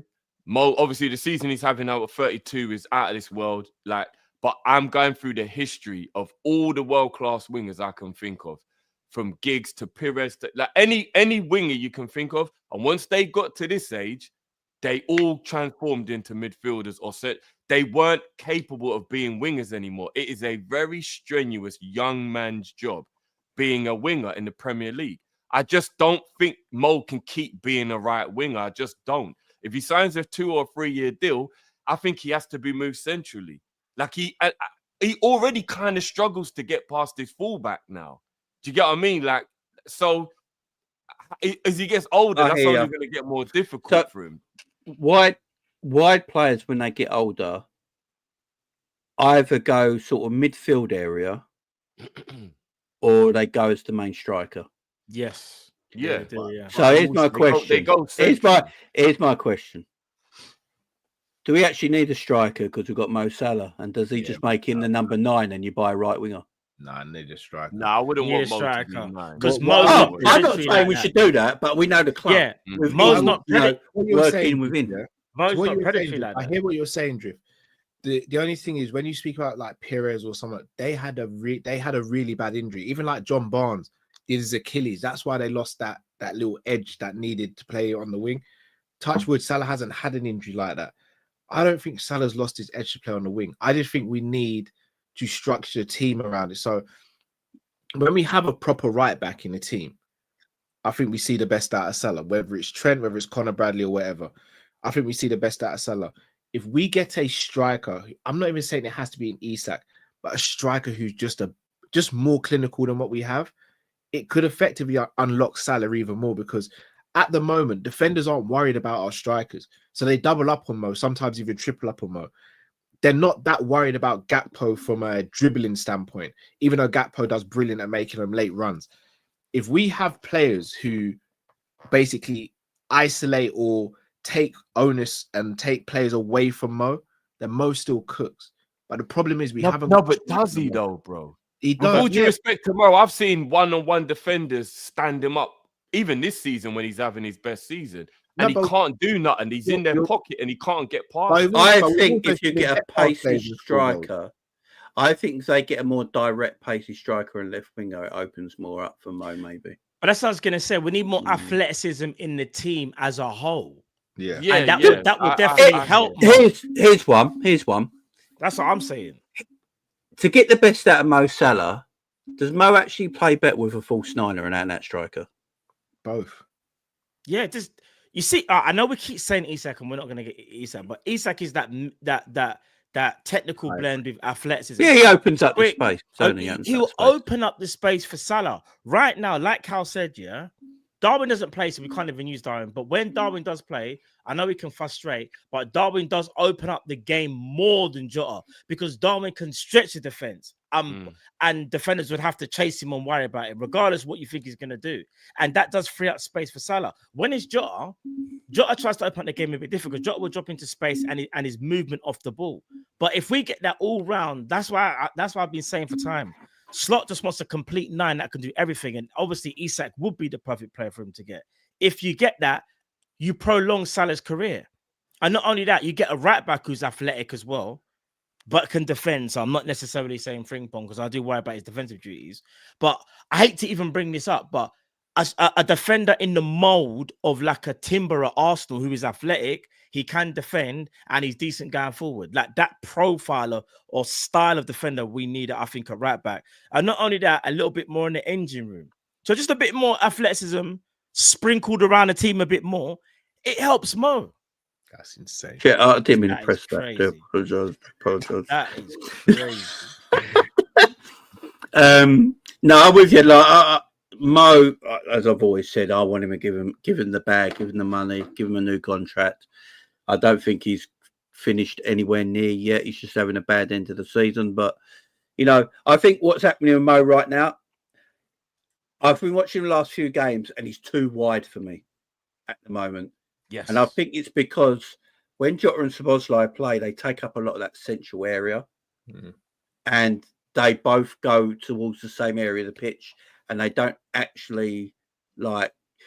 If you look at Liverpool at their best, on that right-hand side, it's when Trent, Gravenberch and Salah, they make them little triangles on the right-hand side. They do a lot of give and goes. And without Trent, we haven't got them give and goes. If you look at Curtis Jones yesterday, Curtis Jones is sort of in that inside left wing, right wing position, which is pushing Mo even further wide. Yeah. So I personally want my killer.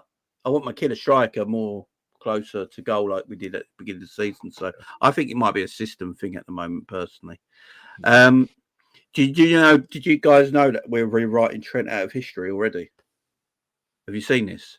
Obviously, is it Robbo taking? No, Robbo's taking the corner quickly now. No, that is crazy. So they've already rubbed him out, No, I'm not gonna lie. What did make me laugh was when I saw one quote that said, "You know what? That corner wasn't even that quick."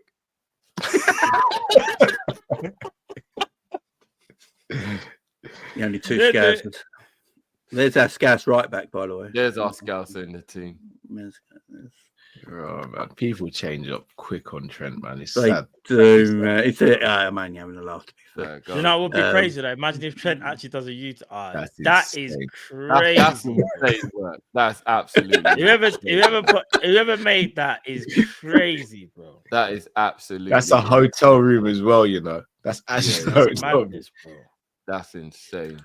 I don't know why I'm clicking things here.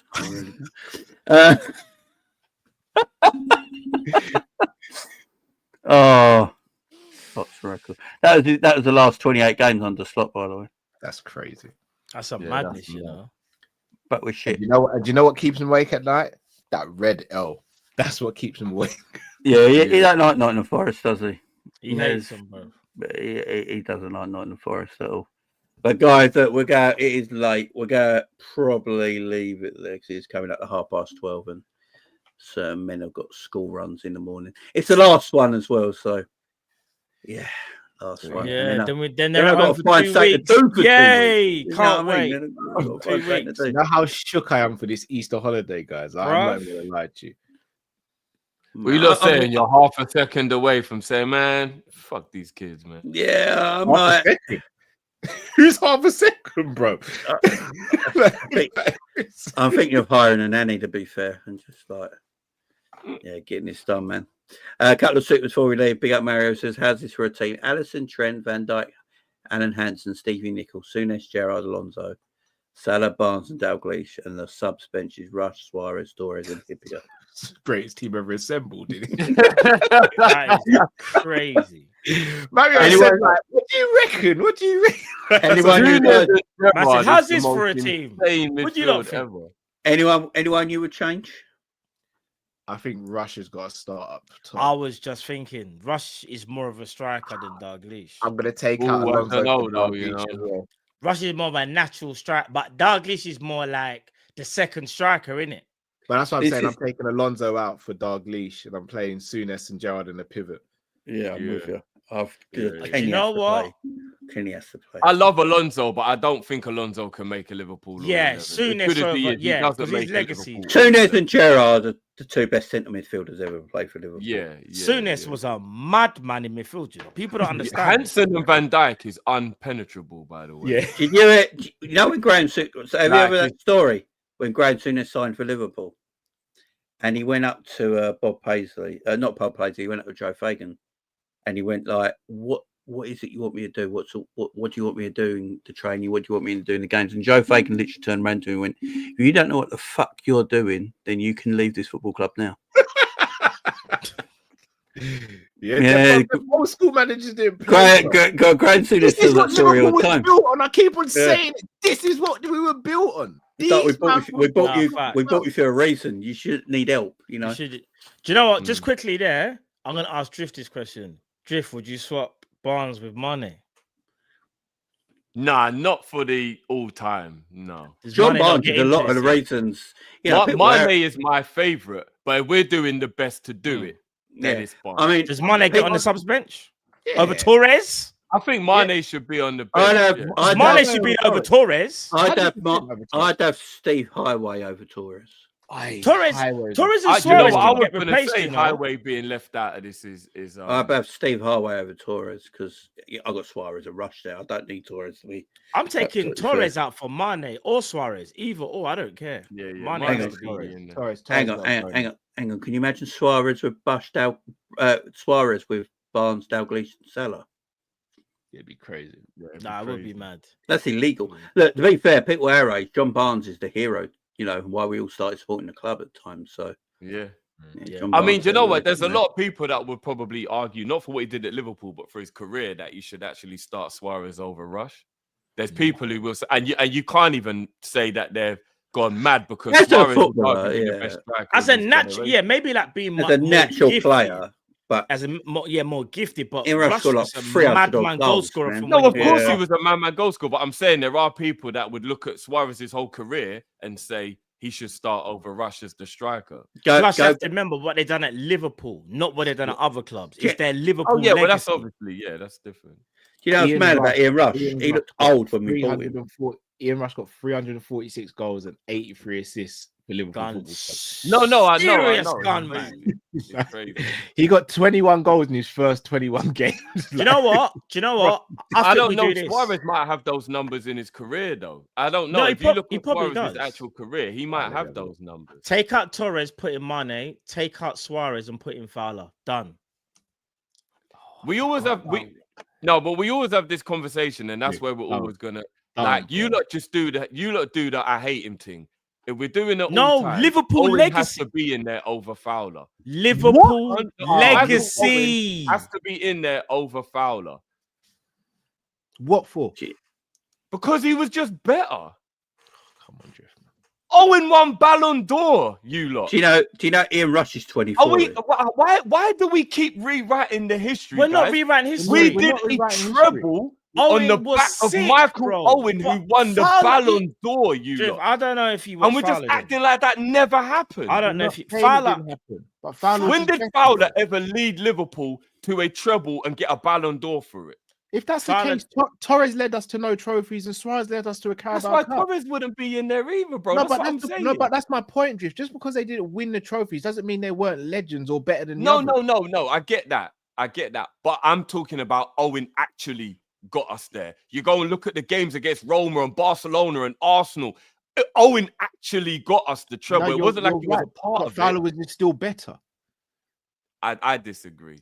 And obviously there's a small margin. Fowler's an absolute G. But Owen was better than Fowler. He just was. He wasn't. He just I don't was, think he man. was. I just think he because was. of the Man United thing. Owen could run, you know. Don't get it. I still have Owen as a Liverpool legend, so it's not nothing to do with Man United. But Owen was disgusting. I think Fowler. I like Michael Owen as a footballer. He was. I think you know when that interview when Owen was talking about Mbappe, and he said, "I know what it was like to be a quality footballer at 17 and 18." Everyone's going, Michael Owen chatting about comparing himself to Mbappe. People forget how good Michael Owen was at 17, 18. He was ridiculous. And yeah, he was better than Mbappe. He was different class. Robbie Fowler might still be the greatest finisher I've ever seen. He is, bro. He might be, but Michael Owen's got aspects to his game that's fucking great as well. I think we're just lucky that we saw two quality world-class strikers. That's fact. No, I agree. That's the there's not a lot in it. They're two world-class. They both came through our academy, man. So we should be proud, you know. From 18 to 22, Michael Owen was one of the greatest things football's ever seen. Yeah. From 18 to 22 years old, Michael Owen is one of the greatest things football's ever seen. And I know he's a Judas, and I know he went Man U and all that stuff. Michael Owen was absolutely sensational. Absolutely sensational. And I get it. People hate him, but he gets slept on so much. It's unbelievable. I'm just glad. Unbelievable how much. Fowler does as well, though, Drift. Fowler does as well. People didn't see Fowler because remember they grew up maybe on Owen, where some people like me and you, we saw Fowler kind of thing in it. We saw, our youth team back then used to be mad. The talent we brought through, man. This picture of Ian Rush here, he's 24. Back in the day, people. Why did everyone look so old back in the day, man? It's mad, isn't it? It might be the hairstyles and the moustache, because I'm not gonna lie. He's got wrinkles, man. Even when you look at his cheeks, bro, poor. The man's got stretch marks around his mouth. That man didn't have the sports science in it. That man were just, they were just about like after games. We're going pub and all that. Like straight, they didn't care, bro. They were just about. That's just. It's drugs for Arsenal to take one a day. Most of the Ludamo, you know. That's quality. The Ludamo. Hey, you know what I just realised? That Ian Rush kit is actually what New Balance remixed for when we won the league, innit? When you really think about it.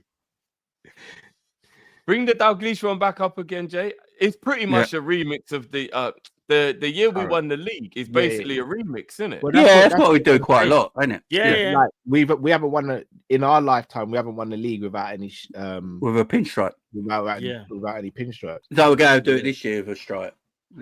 Stripe. And a Scottish player. I was saying to Cal as well, which is so ironic. Not only are there stripes down the shirt, but we're also going to win the league in the last year of our kit sponsor, back to back. Back to back, and both Premier League wins had a Japanese player in it. That's mad. Oh my days, Minamino as well. Minamino won 2 league titles that season, you know. Yeah, he did. Yeah, that's mad. I forgot about that. Yeah, 2 league titles, man. Absolutely nuts. But Pep Guardiola after he faced Kyle Walker.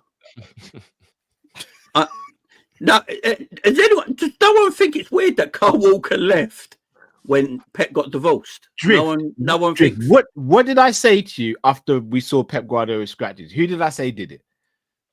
Yeah, Kyle Walker. And where's Kyle Walker now? In Italy, bro. No. Man. But Kyle Walker left though. Remember, he had the thing with his missus. Like he got into a bit of a.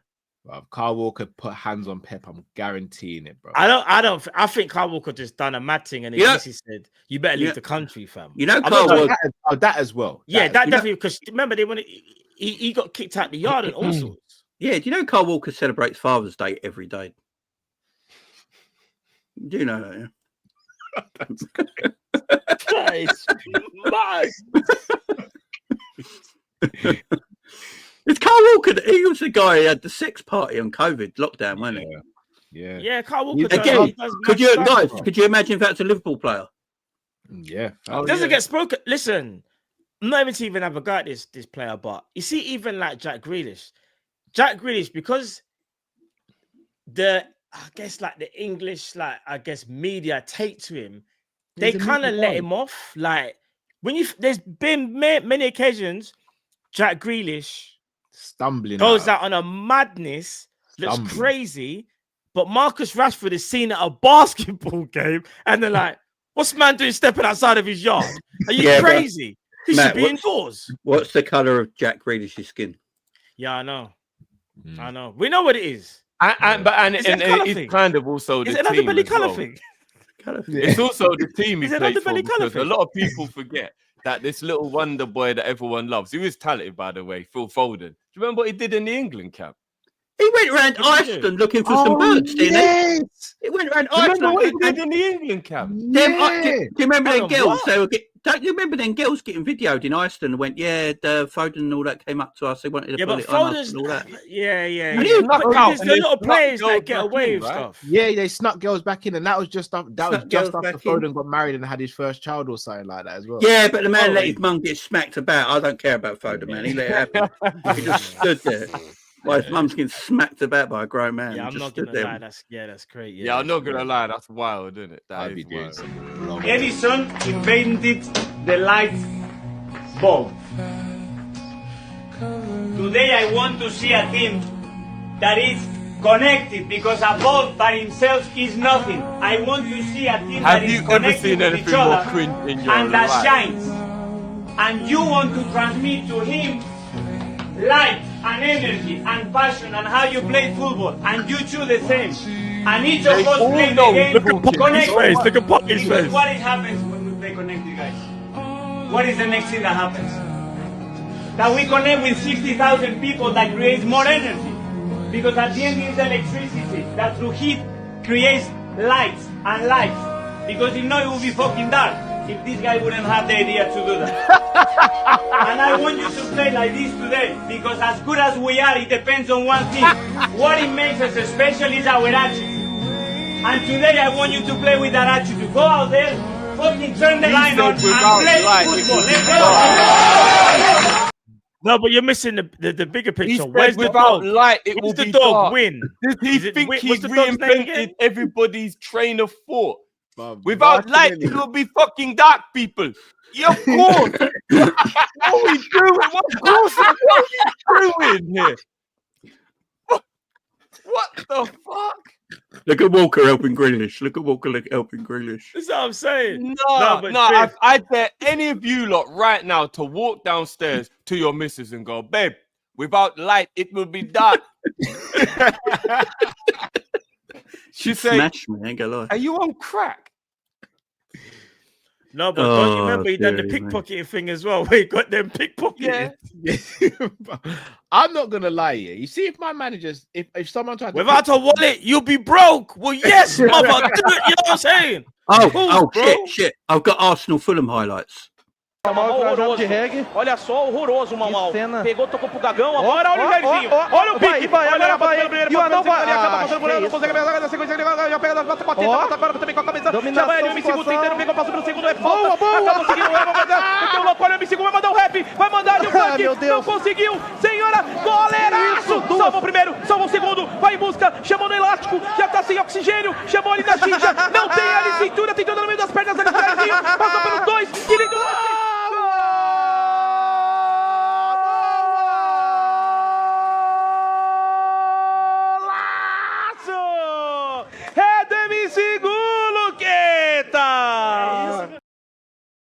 Putting pizzas on the kit is insane work.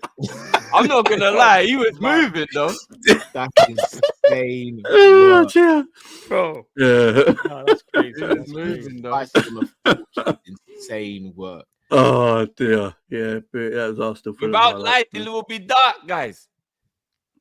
Drift, mad, imagine, man. bruv, imagine you called me and Matt in the group chat and was like, guys, you'll never guess what.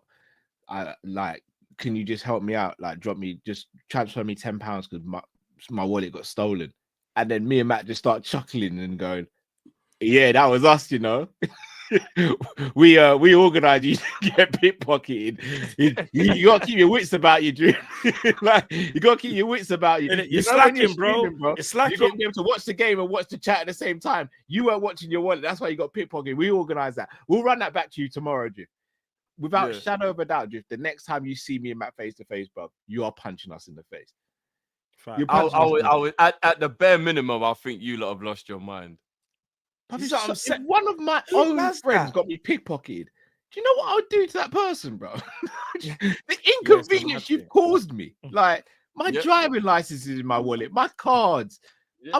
I've got valuable stuff in my wallet, because of what? You want to make me better on the football pitch? You get someone to pickpocket me. I want to make sure you're focused. Maybe this is the reason why them man are always injured, because they sprint back to the fucking locker room at half time, thinking that their shit ain't gonna be there. I just finished the meal of Vapiano's having to sprint back to the car, bro. Yeah, bro. That's why they keep pulling hamstrings, bro. All we You know, know what bro, I'm he saying? was the guy that got flipping Ozil and Kolasinac set up, bro. From what we know now, like That's kind of true still. Yeah. You know what I'm saying, bro?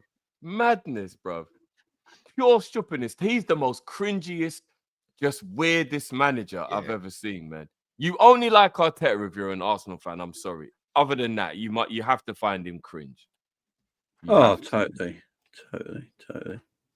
Have to. He's a sicko, man. Should be on a list. Do you remember this? Yeah, that's the ugliest. I remember outfit that as I've ever well. seen. Yeah. That was look, the Manchester stuff. They went all denim, and then do you remember this outfit City wore as well? Bro, like No, but you didn't show the boot cut at the bottom though, Jay. To that. Oh yeah, the entire boot quality. cut. Yeah, It was that entire it's quality. by D Squared. I think Was they that? are, yeah. know. I don't even know. Well, if they're sponsored by D Squared, Yeah, because they were that's why they had to wear those clothes, because they had an agreement with them at one point. then brother, You break the don't. agreement. You We got don't the have to Ps. wear them, Cal. You could just. They got the P's. Break the agreement, man. Yeah, You know the right. ones, like I ain't Just- doing that. You don't need to wear it. What? Do you have a charge? Are you sure, bro? What's the difference between 133 and Woodley. 134? Just one charge, bro. Arteta is sponsored by B&Q Lighting Department. I hear. He's Fowler definitely scored goal- worked in B&Q. You see the way he's holding the bowl. Oh yeah, he knew, man. Fowler scored goals despite moving like Mulberry. No, that's not for the Yeah, that was the older Fowler. By the way, I've never seen him. I've never seen a midfielder out of shape his whole career like Mulberry, but still ball out. Bro, Yeah, it's balled up. crazy. Yeah, Yamobi. Is Apart from Ruddock, Yeah. Ruddock was just like I don't. That's mad. It's You wouldn't say crazy. Ruddock balled out though. No, but he played Crystal professional Palace, football for yeah. like Yeah. 12 years or whatever. But yeah, what about Charlie Adams? No, he wasn't really big when he was playing. Yeah, I'm not gonna. Charlie lie. Adam See- looked 50 when he was 26. It was mad. See Charlie Adam before he signed for Liverpool. Don't, Carl. Don't, please. He You're was not going to do the revisionism, Tim. no. Put respect No, on his name. Charlie Adam was good at Charlie Blackpool, Adam come at Blackpool was a baller, bro. Let's not. Yeah, Right, come on, man, he was. I've got a problem with the black He ball. could yeah. just pass. He It's could my- pass. Oh, he No, was man. good, man. Guys, I got gashed, yeah, right? It was my wedding. I heard that we bought Charlie Adam. Gashed, yeah. Don't know why, but I went, look, he's got buck teeth and he can pass the ball. I mean, right? And then I went on honeymoon and Liverpool we hadn't signed him. He was playing for Blackpool and I was like, he's a good player, man. He looks really good. And on my honeymoon, it was Liverpool Blackpool. And I told the missus on our honeymoon, can't right now. Because it's Liverpool Blackpool, yeah. And because I was in the Caribbean, it was American timing, so I could watch it on like their networks. Yeah, worst 90 minutes of my life. Was that the one where we lost? Was that the one where we lost 2-1? Was that Lost, yeah, we lost. Yeah, I remember that. Charlie Adam, And- don't get me wrong, he could pass a ball, but like I think even when he was at Blackpool, you could kind of see like, I think he stood good. out. He was good, Matt. Charlie Adam was a baller. I Man. didn't really I heard his house was under the Big Dipper. I ain't gonna lie. He just had a tent, man. And by the way, Definitely Jamie, you rough. did absolutely nothing wrong because I think it's universally known amongst all men that during the 90 minutes of a Liverpool game, wifey can't hold no dick. No, I only got 5 minutes after as well. It's bad. And like, is that not a universal thing, guys? No, I think you can. No, they know. I we've mean, I was got on my all honeymoon. the time before the match, and we've got all the time after the match. Talking about Sometimes a tap is a tap. Come on, guys! Like this is Liverpool time. We've got Sometimes all the time before, and we've got all the time after. Sometimes a tapping's a tapping, bro. Talking about sometimes I don't know. Yeah, I don't know about that, Drift. I disagree with that, but yeah. talk about no dick. Yes, Gunners. North London is home now. Oh, shut up, you cunt! We should end with that. I can't lie. Yeah, right. Big up, guys. I hope you enjoyed the first episode. Episode 2 will be sometime next week. We'll talk and get it sorted. But yeah, big up, guys. Thank you very much. Appreciate everyone being out. We're at over 500 in the chat. I don't know what we're doing for likes. I ain't actually looked. Let me have a quick Come on, look man. You lot have got to be smashing that. Run out the likes, people. Come on, what are we doing there? What are we doing? So 266. Let's get 300-400 at least by the end. Yeah, get up that to 400, man. Come on, man. So yeah, big up everyone. Thank you very much for coming. Appreciate it, boys. Appreciate it. Thank you very much. It's been a good one, guys. Yeah, lots of football this weekend as well. I think we're all going to be pretty busy.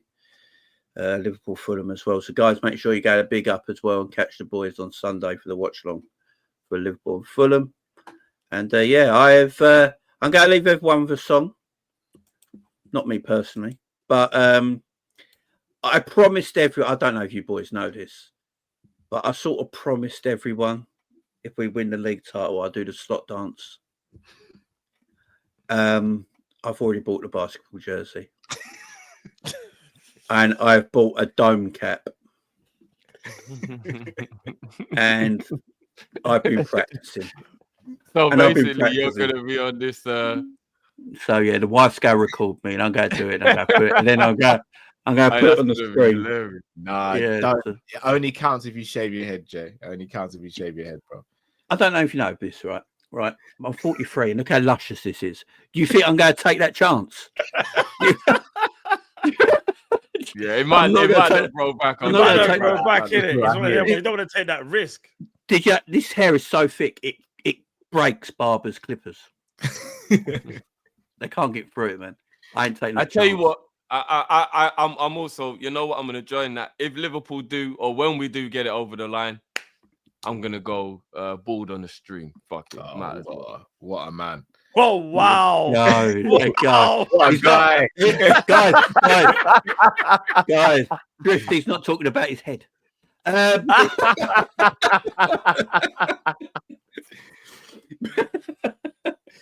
up Solo, just hit 5K today as well. Big up Solo. No, do you know what I am going to do, though, guys? You see, on the parade day, I'm going to dye my beard red.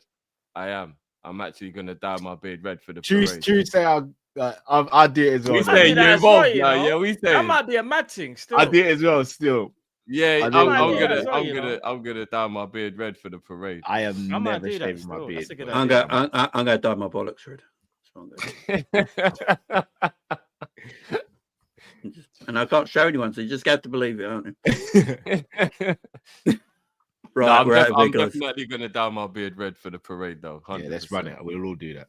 Yeah, my beard's red already, so I don't know. I'm already there. Right, guys, we're out of here. Thank you very much for joining us, guys. It's been great. We're going to leave you with the greatest dance in the world. Harder! Get kicked, snakes get slivery. Lean in, show y'all the mean in the chivalry. Rap ruler, you can ask Buddha. Right jab like Sam Juga. Every member on my team is a shooter.